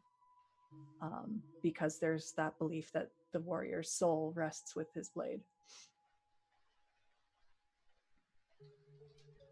And he was a Bushido, right? This is a katana. Mm-hmm. And specifically, it's the katana designed to match your wakizashi, which he gave that to you for safekeeping before you left on the journey with all of these friends, which is sort of coming back to your mind now that you see the sword before you. You trying to teach me to use the katana properly, trying to train me to train hard every day like Arashi does. Work on my strength and my speed. And I'd always use my wits and a small blade to...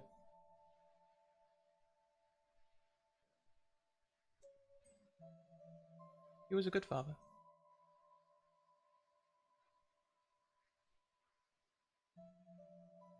I kind of take my hand and just kind of like caress your back, like give you some sort of comfort. She's not gonna move, but she's gonna sort of like lean into it a little bit.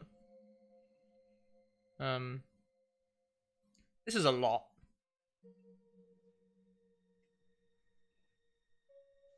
Do you want to maybe check your house for something?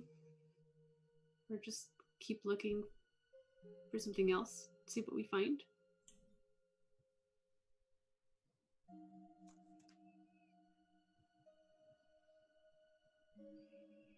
Yeah.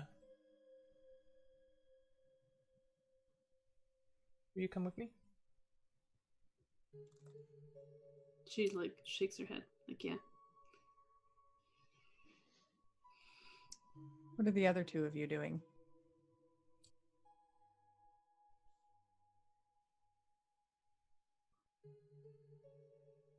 Arashi's just like watching from a distance and like kind of just like surveying the area, just letting her take this all in. And just seeing, like, just looking out for anyone who's there or not, like anyone. Because is this place like vacant?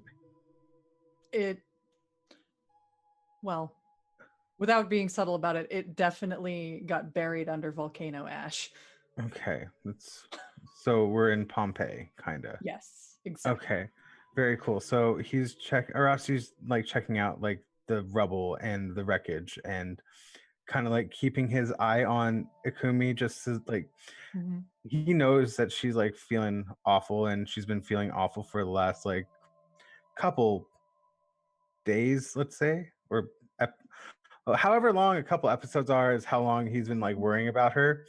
So he's just doing his own thing, just walking around, checking things out, giving space to Ikumi. Okay. Kazumi? Kazumi's kind of having a flashback to when they came across her hometown. I mean, it's not buried in ash, but it was similarly destroyed. Mm-hmm. She's kind of trying to take that in, and it's a bit with how tired she is too. Yeah. So it's a bit much. Yeah. Ikumi. And Etsuko. You two are searching around the town, or? Yeah. Yeah.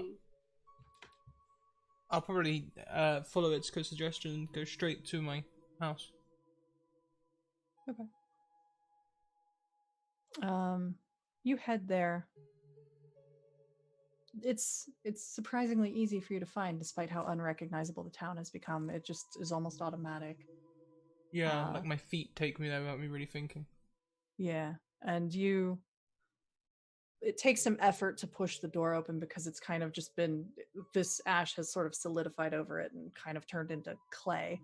Yeah, I'll almost certainly need Etsuko's help. I am a weed. Yeah. So with Etsuko's assistance, just be like, Yeah, you just push the door open and the ash kind of flutters off of it and chokes you a little bit briefly. Inside is better preserved than outside. But it's still kind of a wreckage. It seems very likely that some things burned with the falling of all of this smoldering ash at some point. And things are kind of left.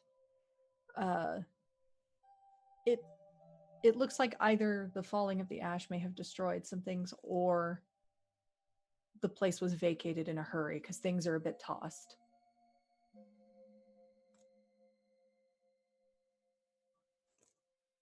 But notably, some of the more precious items of your mother's and your father's are not present. Mhm. So it's reasonable to assume that they may have tried to escape. There may have been people who were trying to flee before the ash fell.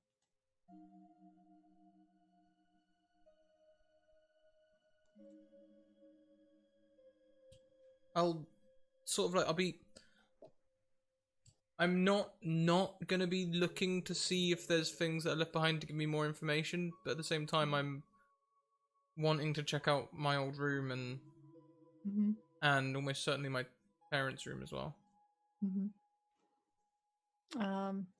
What might you have left in your room when you went on your journey long ago? Art.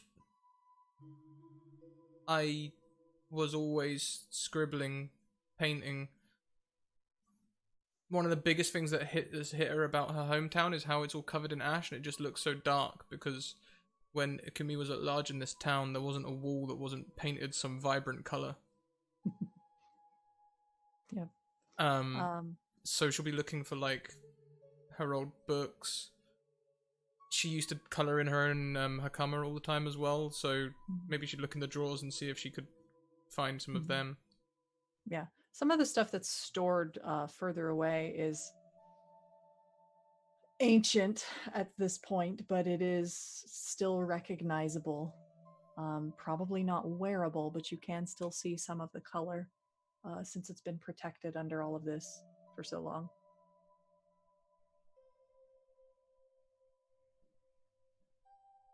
And some of the art is still preserved on some scrolls and things you find just kind of in a drawer in a pile. They're still recognizable, but the paper is very, very brittle.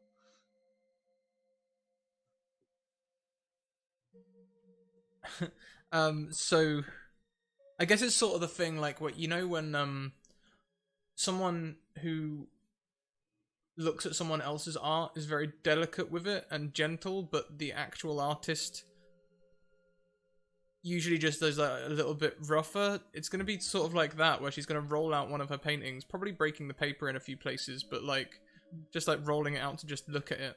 She's not intending to take anything away from this room. She's just remembering. What's this one look like? This is a picture of cherry blossoms falling in the sunset, which is the main inspiration for the color that she wears by choice most of the time. Yeah, you see the familiar painting. Still quite good, even after all this time. The colors are not as vibrant as you remember them when you first painted them, but they're still vibrant enough, even in the dark. Yeah. She would go out and find like various like igneous rocks and sands to make the colors more vibrant. She was often told by people that her art would never be popular because it was too different, not traditional.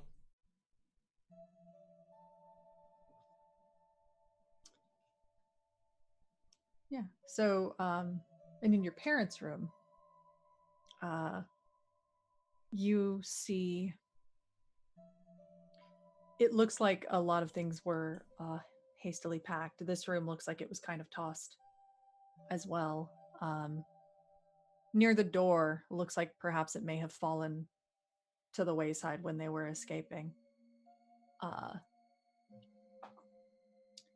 And it looks to be a rolled up scroll of another one of your paintings. This one, maybe a gift you gave to your mother. Yeah. I don't even have to unroll it. I know which one it will be. I drew a picture of father battling an Oni, but I drew it like one of the big posters that they used to do for the like puppet shows and everything. So I made him look like the main star of a show. Mm-hmm. So there's like writing down the side, like protector of all of that all over. Yep. Yeah, and all of that is still well preserved. You do remember this was your father was a little nonplussed, a little embarrassed. Thought it was a bit silly, but your mother loved it and refused to let him tell her she couldn't hang it up in the room. Yeah. Yeah, I imagine they probably argued because she wanted to put it in the main living space, and eventually they bartered so that they put it somewhere private. Yeah. Yeah, it was an exercise in compromise. Yeah. Yeah, there weren't many people who could make him do it, but she was one. Yeah. So as you find these things, do you tell Etsuko any of this? Do you tell these stories? Yeah, I'm gonna be sort of speaking without thinking, like just like free talking. Like as I see things, I'm just gonna be like, this is where my mother used to make up her face, and over here is where their thing would have been. And as I pick up these more important items, I talk about them in exactly the same way as I do the completely unimportant items. Mm-hmm. I think when you show her that poster, she's just gonna chuckle and be like, what kind of Oni was it, first of all? This is like the stereotypical, like, big, red, scary Oni. Big, red, scary, cartoony, bulging muscles, smoke coming off its horns. Tiger loincloth. Yeah, almost like a bull's head for like the full shebang. Yep. Yeah, she'll chuckle at that and be like, we don't all look like that. Well, I didn't. I mean, she looks down. I feel like I would look weird in that outfit. But the muscles are very accurate.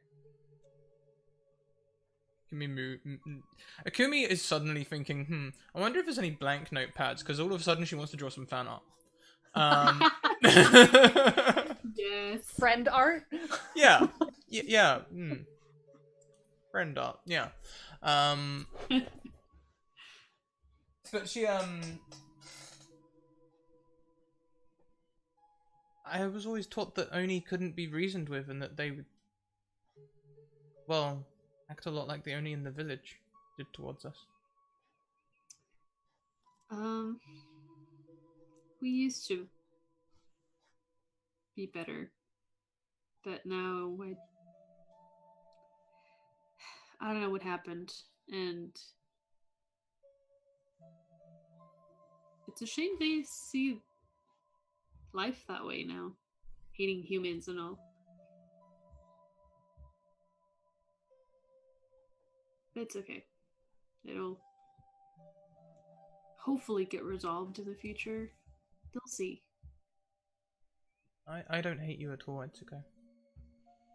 I know. They just have been living differently, and it's weird. Yeah. But this drawing's pretty cool. Yeah. I kind of want to get you in that loincloth now as well. Just for the lols. Maybe not. Like she's 100% like joking, like like nudge sort of thing. So you all make your way back out after some time. in there. Kazumi and Adachi, you saw those two go deeper into the village. I assume you follow after them to just not get too far away. Yeah. Yeah. They Arashi's kind of eventually been. Oh, sorry. go ahead. Arashi's basically been like just shadowing them, Hmm. but like, yeah. Okay. That's all. So yeah, they emerge out of the one house that Etsuko opened up for them. And did you take any of those paintings with you, Ikumi, or did you leave them? She was really thinking about taking the one of her father, but like she, in her mind's eye, when she was looking at it, she could only really see the focus of the painting being her father, and when she spoke to Etsuko and saw all the Oni, and it sort of almost represents the way she used to think about them. So she sort of like, at first she was going to take it, but after speaking with Etsuko, she's actually going to leave it. Something's Okay. a better left in the past. So you emerge, and when you do, all those little blue wisps sort of seem to come up to greet you specifically, and they gather around you, almost so much so that you can barely see the others because the brightness of them is sort of blocking your view. And you feel a couple of them behind you sort of pass through. You feel this wash of cold, and they kind of keep doing it, giving you a sense that they're trying to push you in a direction gently. Etsuko, you can see these, right? You can all see them. Yeah. Yeah. They're pretty cool. I'm gonna follow them, and I try my best to let them buffer me to wherever they want to take me. They guide you back to that monument, and once you're standing before it again, they sort of gather away from you, but they gather around the sword, and the ash covering it starts to fall away, revealing the weapon still beautiful, perfectly preserved.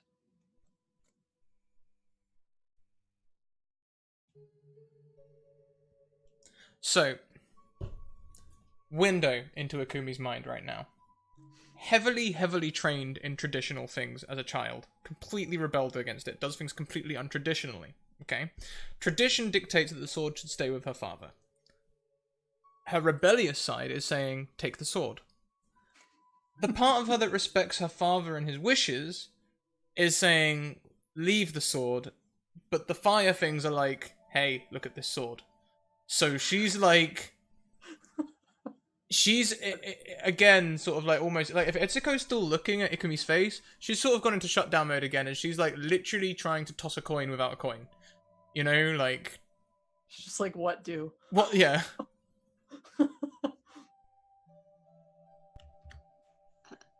Are you okay? What is that? It's my father's sword. Oh, It matches my wakizashi. But it's... The sword should stay with the soul. The sword should be buried with the soul of the person who's... Or at least stay with the monument, the shrine. But at the same time, I don't really do things traditionally, you know that. Mhm. But also, like, the fire things are like, hey, look at your father's sword, and... Huh.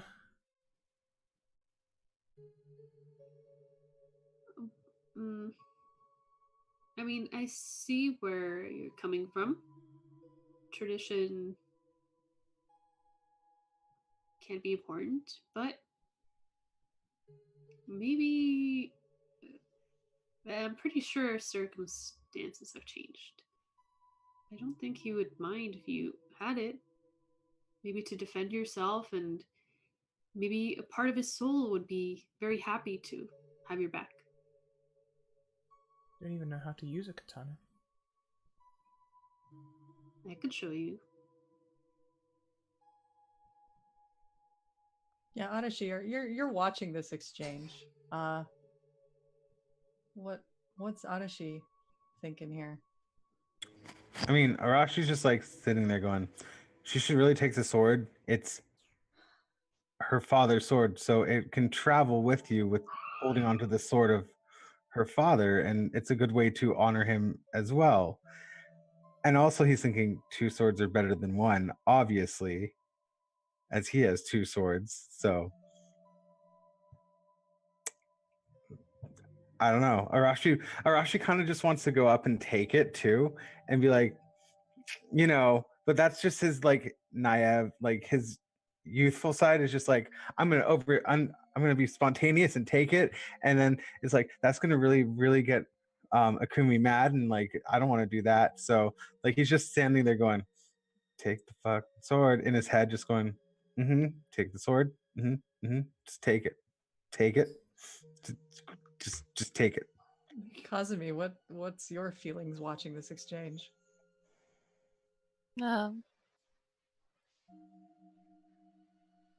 She thinks that Ikumi's might regret not having something of her parents with her. And it was luck that they found that scroll case where Kazumi's from, but she wouldn't give that up for the world now. She wouldn't let that go. She thinks she should take the sword. Like, that's the main thing that I think Akumi is feeling as well. You should take the sword. It's just this deep ingrained respect. So it doesn't take much convincing. In fact, when Etsuko says, I'll show you, she starts climbing the statue to try and wrest the sword free. Although, again, she is a weed, so she may end up asking Etsuko to help. You get up there, and the little lights are still sort of gathered around it, casting a blue glow on your hand as you reach to take the sword. And it comes away effortlessly.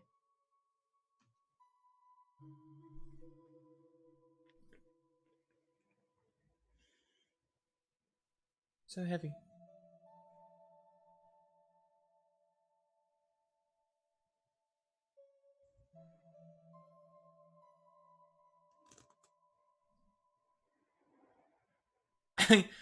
She doesn't have like a sword belt or anything, so I mean, she's just gonna like rest it on her shoulder. Mm-hmm. Does that look right?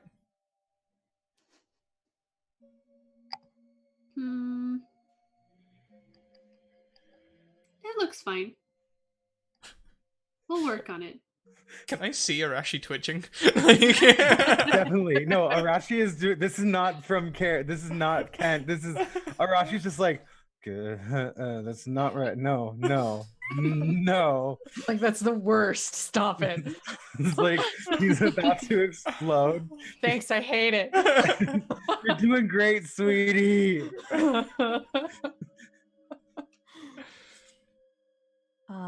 And as you hop down from the statue, you hear a familiar voice calling out from the other side. Well, I didn't think I'd see all of you here. And manifesting from the shadow, Ogamo stands before all of you, some distance away. Seeing the sights, taking in a few memories. You've arrived just in time. I think it's about to wake up again.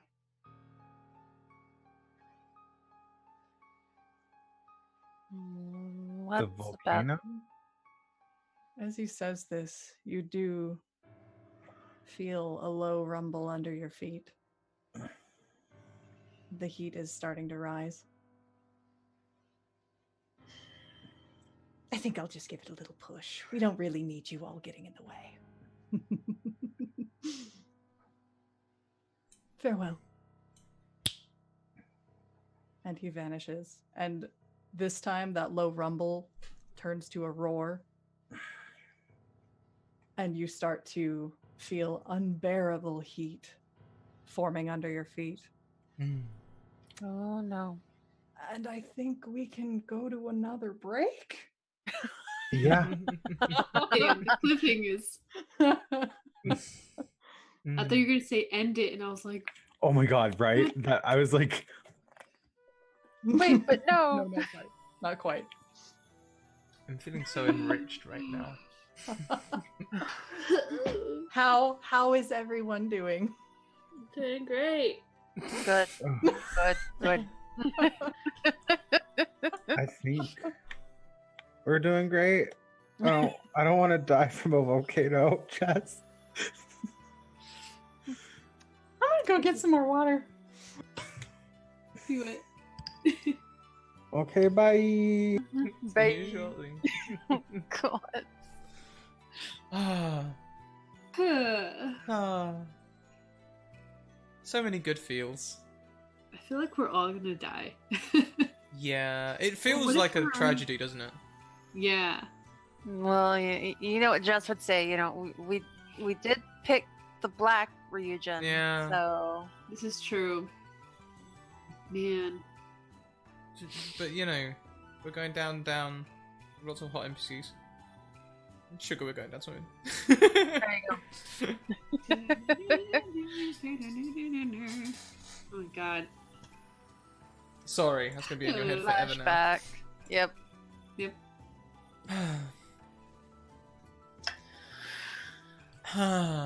So good. Now I'm like really thinking about it. Like, what if we all die, or what if we're already dead, but our souls are kind of living on to fight this evil thing or something? Yeah. That kind of occurred to me as well. Are you saying we're in like the lost version of Ryutama? Could be. Spoilers.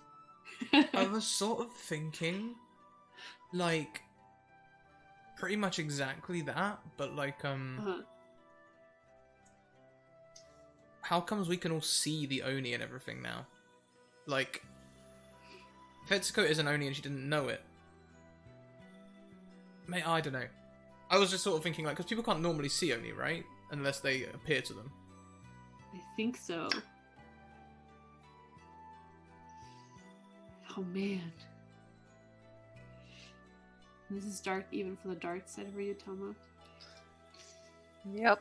Yeah. Eek. Yeah. I don't know what's gonna happen, but I know it's gonna be tons of tragedy, happiness, tragedy, happiness. Tragedy. So only time will tell. I think For the sure. best that we can hope for, therefore, is a happy, tragic ending.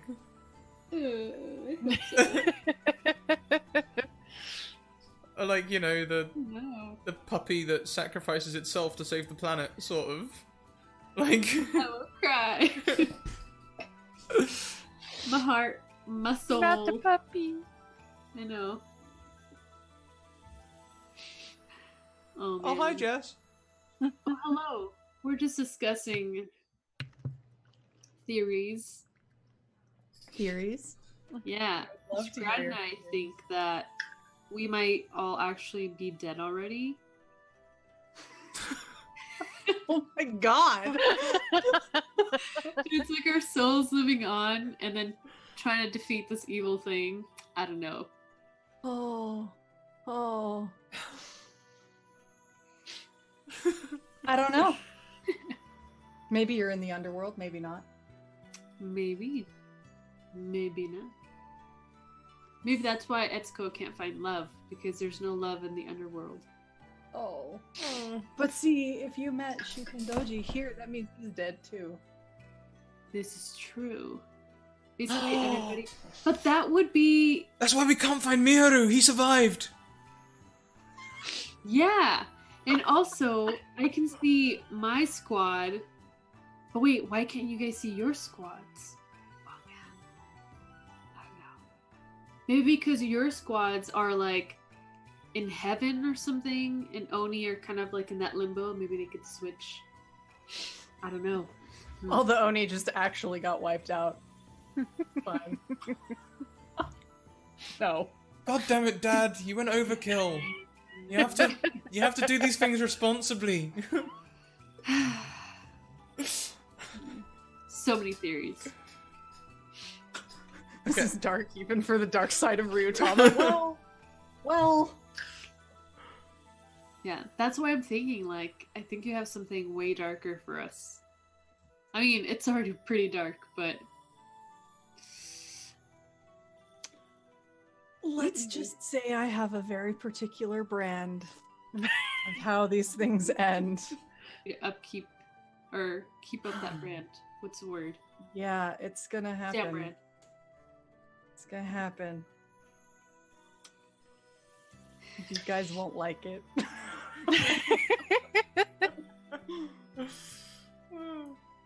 It'll be fine though. It'll be fine. Everything will be fine. Oh, did you pop her in the background? Hi. Oh. Remy, do you want to roleplay with us? Unlike my screaming child. I saw. Oh no, you just wait. I saw a doggo roleplay game. I don't know if you guys saw it. It was trending on Twitter a couple of weeks back. It was my boyfriend is a werewolf.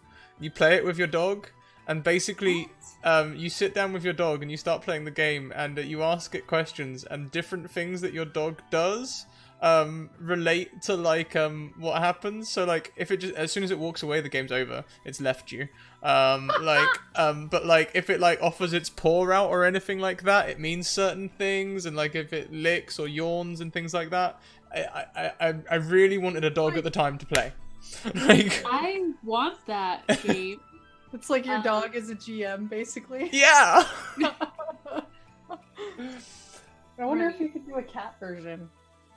Probably not. Like, That'd be an abusive relationship. Let's be honest. Like.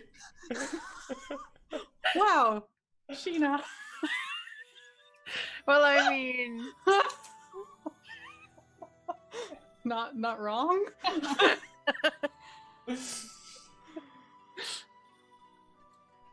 It'll be just fine.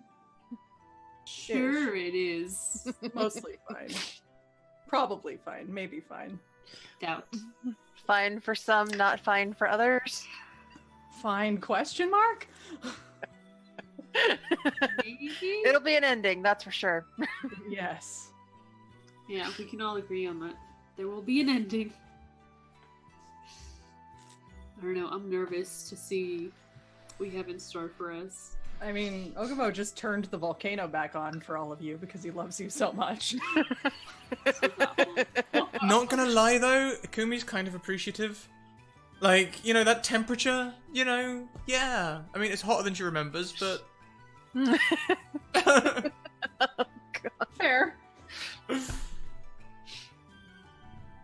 yeah. Oh man. It's gonna be fun. I have nervous anticipation. Dude. Well, we're almost done for the night, I think. Just a little bit left to go. Just a little How do bit. you fight a volcano? You Punch run. it really hard. You kick it in the shin.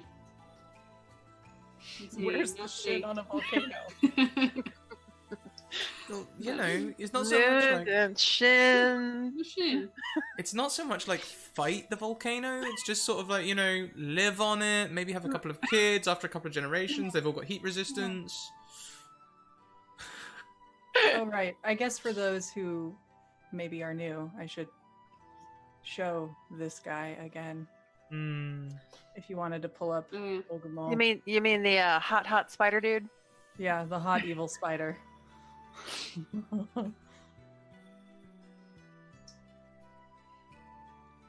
Ah, yeah. That guy. Them eyes, though. Yeah, all 6 of them. I love the like hand positioning that you gave him. Yeah, And he's those creepy. nails. He's creepy. It is worth noting that most of these folks who may or may not have ties to the underworld are wearing their kimono folded in the funerary fashion.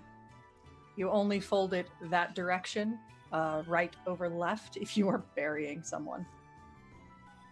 Oh, interesting. I didn't know that. Uh-huh. Fun facts. This just plays into our theory. Okay, just saying. Well, if you look at you guys, yours are folded the other way. But that's because we don't know. Don't know that we're dead. I was trying to see what Shuten's was, but you can't really.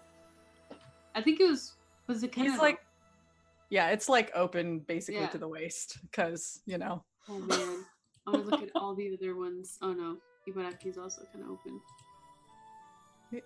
Oni don't need shirts, they have muscles. This is Exactly. Who needs that? Sun's out, pecs out. What about Tamaramaki? Which way was hers one? Standard way. Okay. As far as I know, I haven't drawn her yet. Okay. For now. Like, my headcanon is just, like, essentially Japanese Zarya.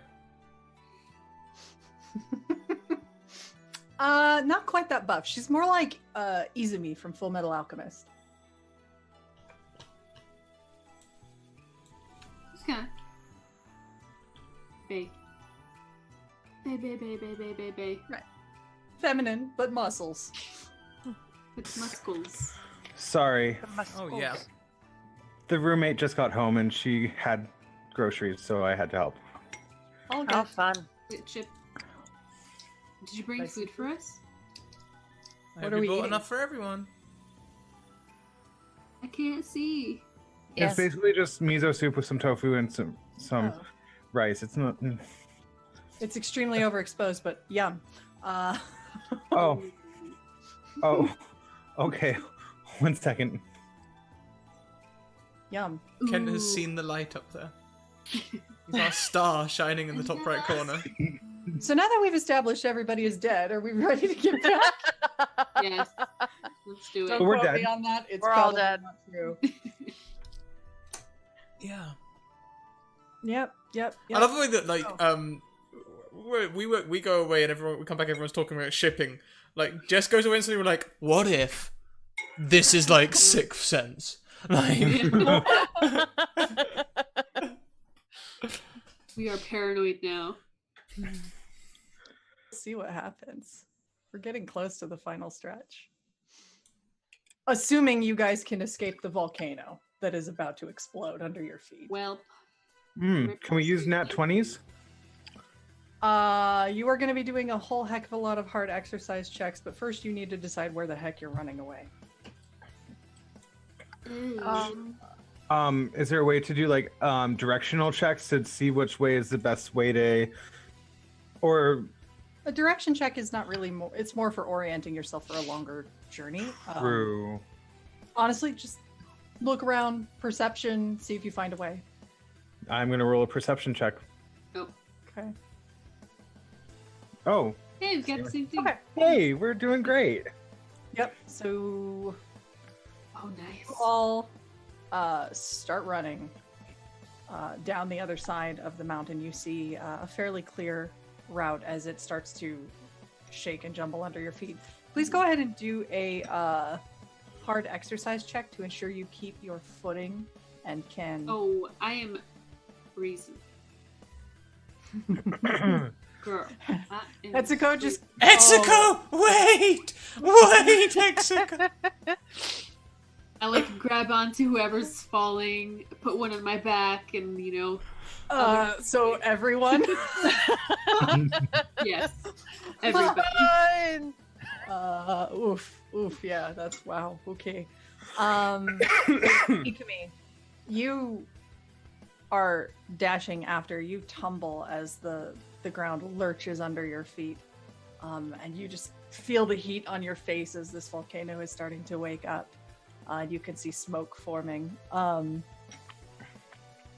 As you start to scramble to your feet, though, a hand grabs you and pulls you up to your feet, and you are looking into the face of Iroha. Come on, we have to go. I figured you'd get here before me. Come on, this way.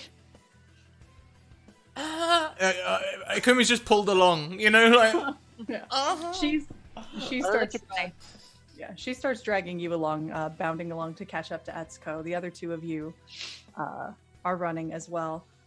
You see her throw a little array of those small leaves out in front of her, and just in a puff of smoke, they sort of form up into what looks like a carriage, but there's nothing to draw it. But you see blue fire all about the wheels. Get inside! We need to go! I just like, woo. Yeah, you dive in. Yep. So you all dive in. She bounds up after you, tails bouncing behind her. She snaps her fingers and it closes up. Just as you start to lift, and you can see magma starting to pour out of the volcano. It was quite a close shot. And the doors close, keeping you from seeing the rest. It's a fully covered, you can't see outside of it. But you can hear the deep, angry bellowing of the volcano as it continues to erupt. Slowly, inexorably. But by and by, it starts to fade further. You have no real sense of how fast this thing is moving, but with as quickly as you seem to have put the sounds of the volcano behind you, it must be going fairly fast. And it's continuing to fly.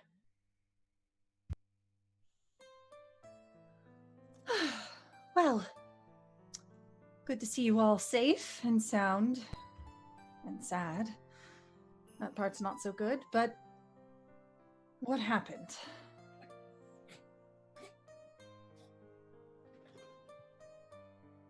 Well, Okumo showed up.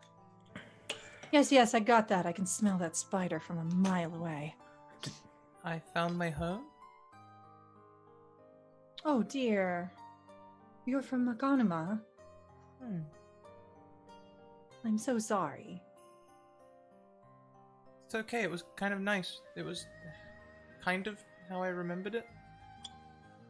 Kind of. Well, if it's any consolation, that happened many, many ages past. Like 900 ages past. Perhaps about that. I don't really keep count. Once you've gotten your ninth tail, it's all sort of the same and blends together, unfortunately. So the answer sort of sounds like a maybe, but to Ikumi, she's just registered that as a tick. Yep. Yep. Oh. Let's see. As far as I know, the mountain just started spewing ash and smoke for several days. People packed up and evacuated for the most part, but there were some who were stubborn and chose to stay.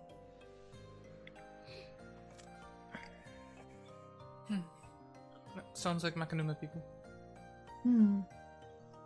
As far as I hear, I believe they did end up finding their way to Kakuremori.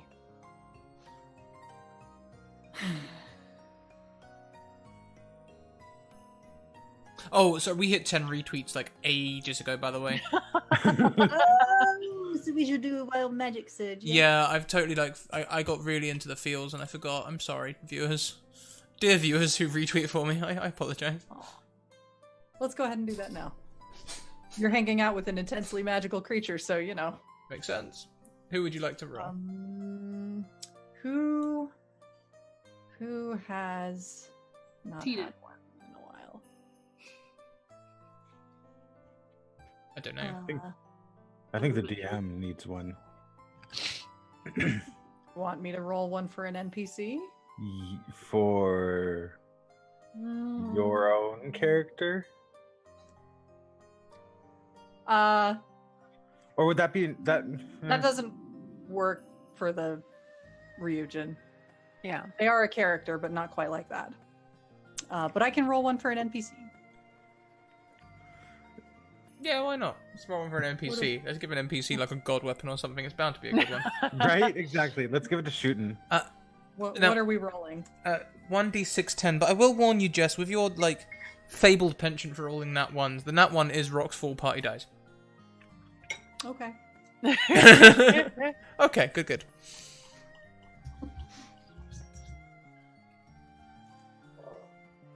You might want to re-roll. Target draws from the deck of many things. Yeah.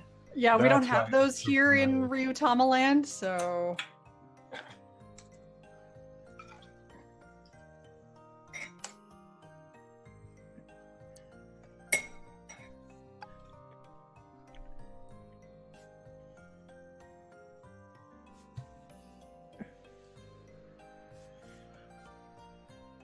Oh. oh no. What have I gotten myself into?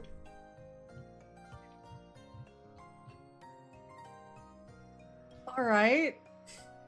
Okay.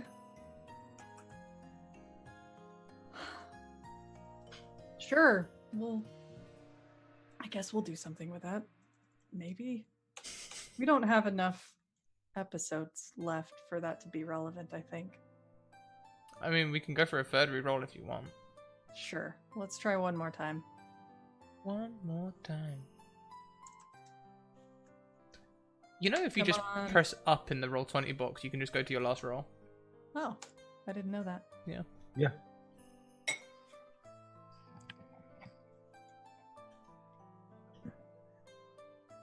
Oh, okay. That one's fun.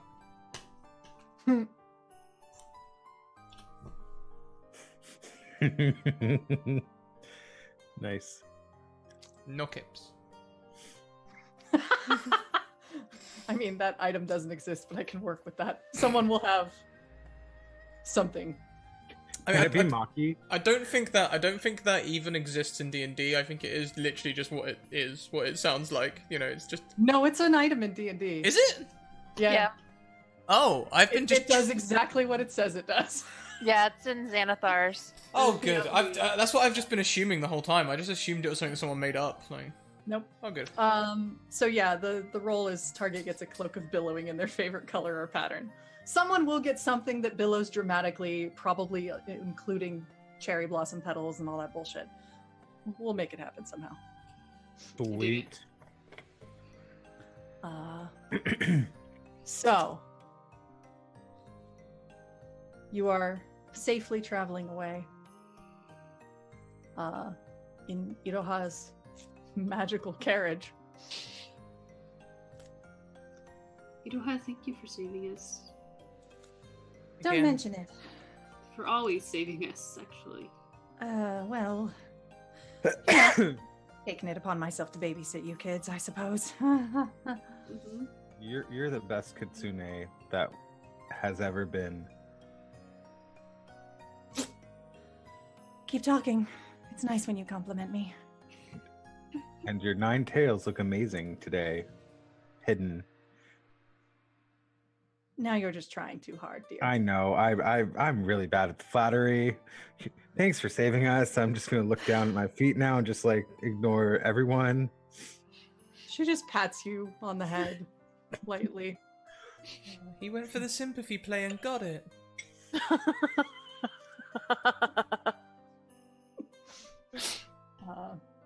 Hey, if you don't mind me asking, Yes. where did you go? I was scouting the area about, making sure there was no further tailing. Unfortunately, it seems I missed a spider. I didn't expect he would be crawling around this far away from Hyoheki. It's okay. Wait, why? What's going on in Hyoheki? Well, they're bringing back Enma. Oh yeah, I know that. Is that happening sooner than we think? I don't know how soon you thought it was going to happen, dear, but it's imminent. Well, I thought we had a couple more days to a week. And you can sort of feel there's that sensation of your organs just sort of rising as you that gives you that sense that you're descending. And then you sort of there's a gentle bob as you arrive on Earth. She snaps her fingers. The back of the carriage falls open. All right. Ride's over, everybody out. Better if I show you than tell you. Okay. Complying. Yep. Yeah. Yep, same. You know. Listening to the nice kitsune.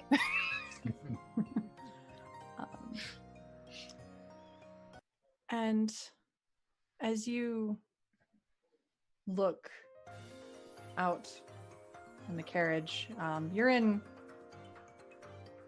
what was a forest, but it's obviously a forest that's been taking its time trying to recover. It's all just tall spindles of wood that used to be trees.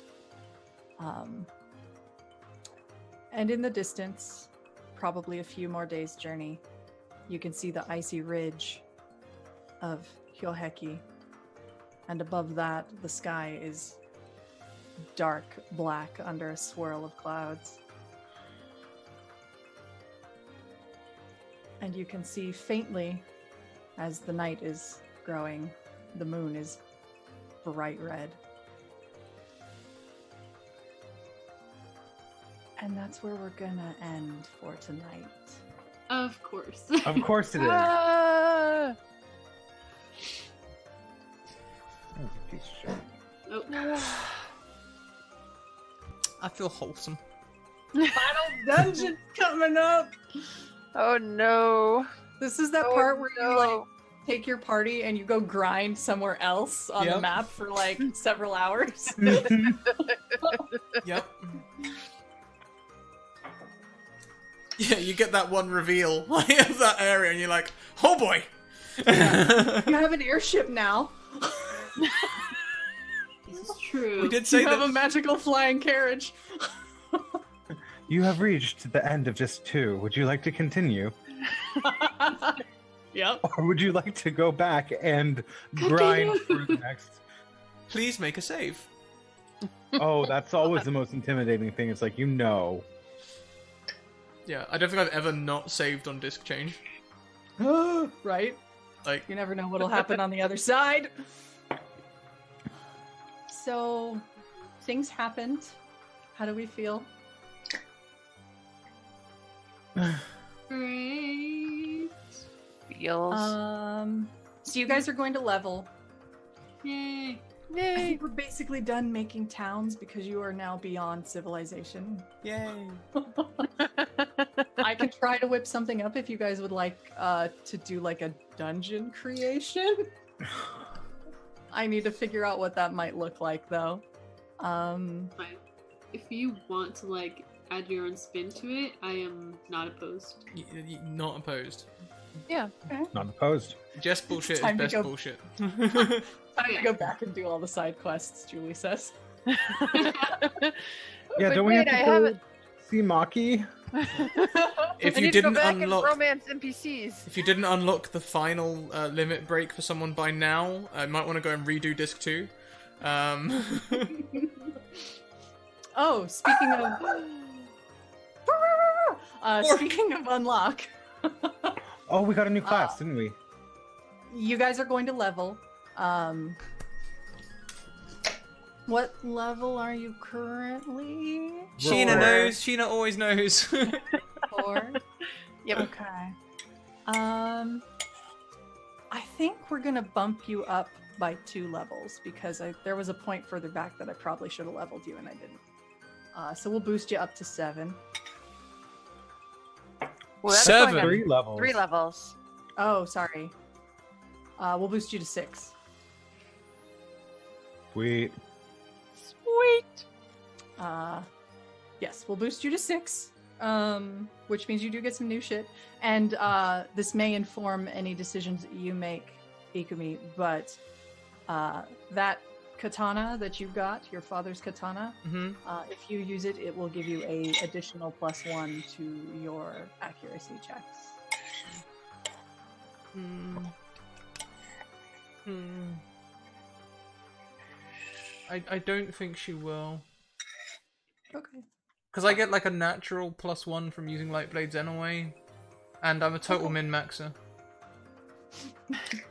Would you But- like a different bonus? I don't know. Okay. What would the We can different pick- bonus be? I don't know. We can talk about it. Like literally, I was thinking like it would kind of work anyway, even if I did stick with the Wakizashi, because like as my dexterity increases, my accuracy with the katana would increase as well. Mhm. I mean, yeah, we can stick with a +1. I mean, there might be times when I use it. Okay. But also, it's going to use my strength die for damage, and like my strength's a D4. Ooh. Yeah, that's kind of a bummer. Game. Yeah, like whereas my light blade strength is a D12. Sure. Anyway, All right. Yeah, we could figure something else out. Should we go around outros, things, stuff, Thanks. Yeah. stuff, thing? Anna! Hey. How was it? Favorite was moments? great. Who are you? Where can we find you doing things? I had a great time as always. I think my favorite moment. Probably the hunting, and then just like being so strong that I could just help the squad. Carry the Literal- squad, literally. Literal carry. Literal carry, for sure. Yeah, I don't know. It's always a great time, and I want this to like be 5 ever. But you know, I'm excited to see like what you have, and I'm just like, sometimes in the middle of the night I think about it, and I'm like, but what if it's this? Man, And if I'm maybe- messing with your head that much, I feel very bad. Yeah, maybe that's why I keep waking up at like 4 in the morning the past couple of days. Oh gosh. Dun dun dun. No, but hello, I'm Anna. You guys can find me in the internet in places like Twitch as Cyborg Pizza, Twitter and Instagram as Anime Photo. I'm also part of WebDM, D&D, right before this, except today because I was working in long story. And then Wonder Quest, Dungeons & Dragons 5e Actual Play Podcast. I should totally do your shoutouts. Also a feels ride. Also feels right, yes. We are working on more episodes. Please be patient. And Patreon. That is a thing that I do. I take photos. That's my thing, I suppose. Anna, you remembered. I know. It's because you keep reminding me. I'm happy to help. Dem Borks. That's it. Work, work, work. Aw. Sheena. What was your fave moment? Oh. I liked all the Etsuko and Ikumi moments, the hunting and then the stuff in the city. It was just so feels. It was so, good. It was so good. Where do we find you doing cool things on the internet? Well, you can find me at Like the Villain on Twitter and Twitch.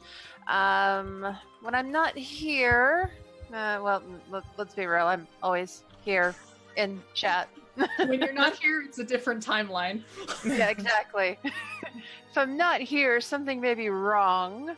No, If you don't I see Sheena play- in that viewer list, you need to head over there, call 911 immediately. Send help. Light the flares. DM on Twitter. Are you okay? No. Let's see. The only other game I'm in currently is D&D over on Castle Mac channel every other Wednesday. It'll be like 2 weeks from this past Wednesday, so when we play again. But yep, that's me. Both Sheena and Anna as well will be coming here on the 16th of December, and they're gonna be running games. Scary, awesome. It's amazing. It's gonna be great. Awesome. Next up, Kent Weaves, as it says in the overlay. Hi guys, Kent Weaves. I'm a variety streamer on Twitch. I do stream, I promise. I actually do. My favorite thing for this episode was I think the Etsuko Akumi Moon moments were really, really sweet. So that was like my favorite thing. So yeah, follow me on Twitch, Twitter at Kent Weebs. Thanks to the little cup Joe. She's great DMs. She's great arts. I feel thirsty all the time after these episodes because of the arts and stuff. I don't know. I'm bad at these. I'm bad at intros and outros, guys. We know this already. It's been 9 episodes and I still can't make one right. Thanks, guys. See you next time. Write yourself a script, my son. No, but if you see me writing it with a script, it'll probably even be worse. Just you know it would. Okay. I guess is it my turn and then Scrat? Yeah. Hold on, let me get my script. I am Jess, Little Cup of Joe, on the Twitters and the Twitches. On weekends, I stream.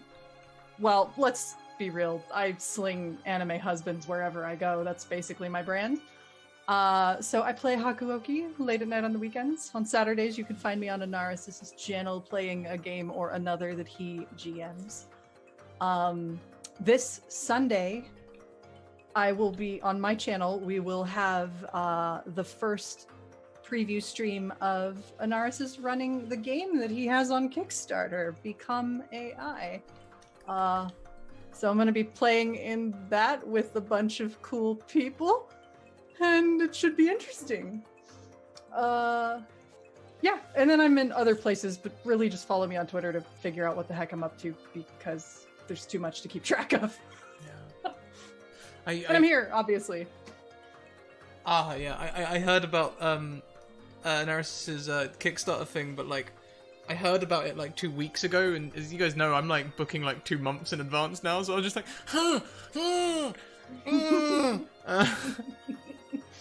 it's gonna be amazing though. It's gonna be totes amazeballs. And I never have fave moments because I love all of this, but the Ikumi Etsuko stuff was adorable. Kinda how I feel today. Like this whole thing, like it was just like a little package, but it was also like a mail bomb, and it exploded in my face, and it was amazing. But it was a glitter mail bomb, so like I feel sparkly but slightly betrayed, but really good. That should be the raid cry. It's also never going to leave you. I'm gonna be Much like fine. glitter, it will never leave you. Yeah, exactly. I'm gonna find like traces of glitter in my brain and up my nose for like years. Oh yeah, me. Great. Hi guys. I'm Scraticus. I'm on the Feels train. I loved it. I'm feeling so like refreshed right now. Like I'm yeah. This was needed. This was needed. Thank you. Thank you, Jess. This is yeah. I'm shipping Ikumi with so many people right now. But like last episode, Ibaraki went way down in her opinions, and this episode, like Etsuko's just been going up and up and up and up and up. You know, so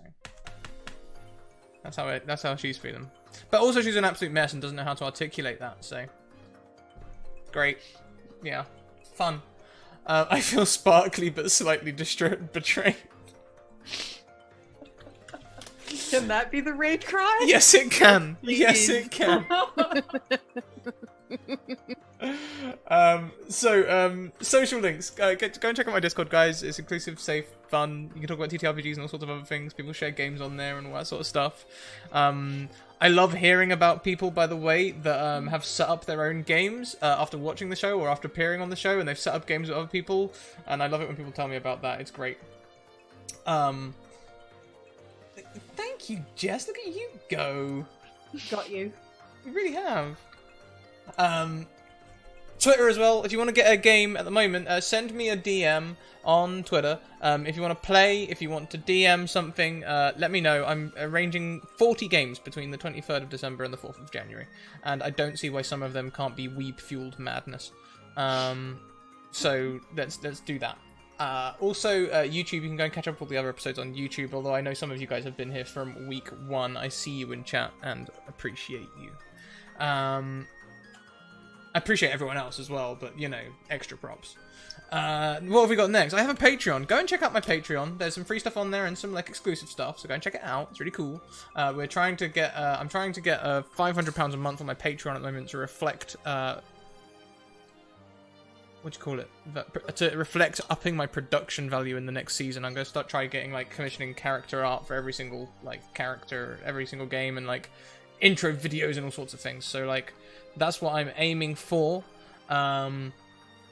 Whilst bringing in all these new friends. I also have merch. Go and check that out. You can get my logo slapped on pretty much anything, including your face. It'd be amazing. I wonder if they do, like, logo... I mean, they probably do. Logo fake tattoos, maybe. Tattoos, probably. Probably do. Yeah, check it out. There's probably in there. You might be surprised by what you find. Wait, you want me to get a tattoo of your logo? Yeah, go for it. Next up, I've got please don't regret a tattoo. Next up... Make it a temp tattoo, but put it on your face. I would never, but like maybe. But like So, I also have my sponsors, Bird and the Storm Publishing. They do all their stuff for charity. I also have Mage Hand Press. They released their alpha of their content today for the Dark Matter 5e space expansion. If you go head over to their store, you can find it now. And if you pre-ordered, you should have an email about it if you were $20 or up. So check it out. I have been like totally like riding the Fields train and not looking at anything else. Let's head over here and have a little look, see at what's going on. I feel so good, you guys. This was good for me. Yeah. Yes. yeah. Same after a long day. I think we all arrived extremely tired, but I don't feel that now.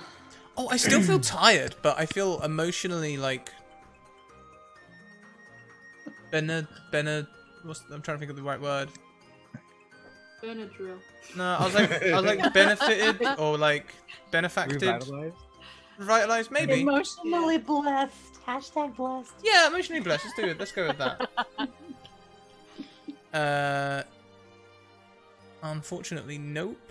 So we're gonna head over to, I think, if I have to watch another advert, I'm gonna scream. Thank God. We're gonna head over to the Forg Law this morning. I think this is their regular stream. I think they're usually live at this time. But I can see Shalom Salam sitting in there, and she's a friend of the channel, and there's a few other faces as well. It's gonna be great. They're playing some classic D&D by the looks of it. Did I spell it right?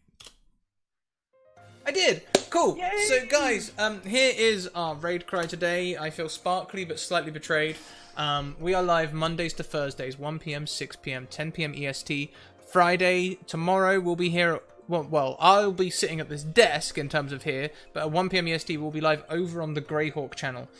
So check that out there. Things are getting real interesting. The players have just entered the Lost Caverns of Sojkant, which I have remastered for 5e, and they're fucking doomed. They were in it 5 minutes and they nearly died already. So we're gonna get a TPK very soon, I promise.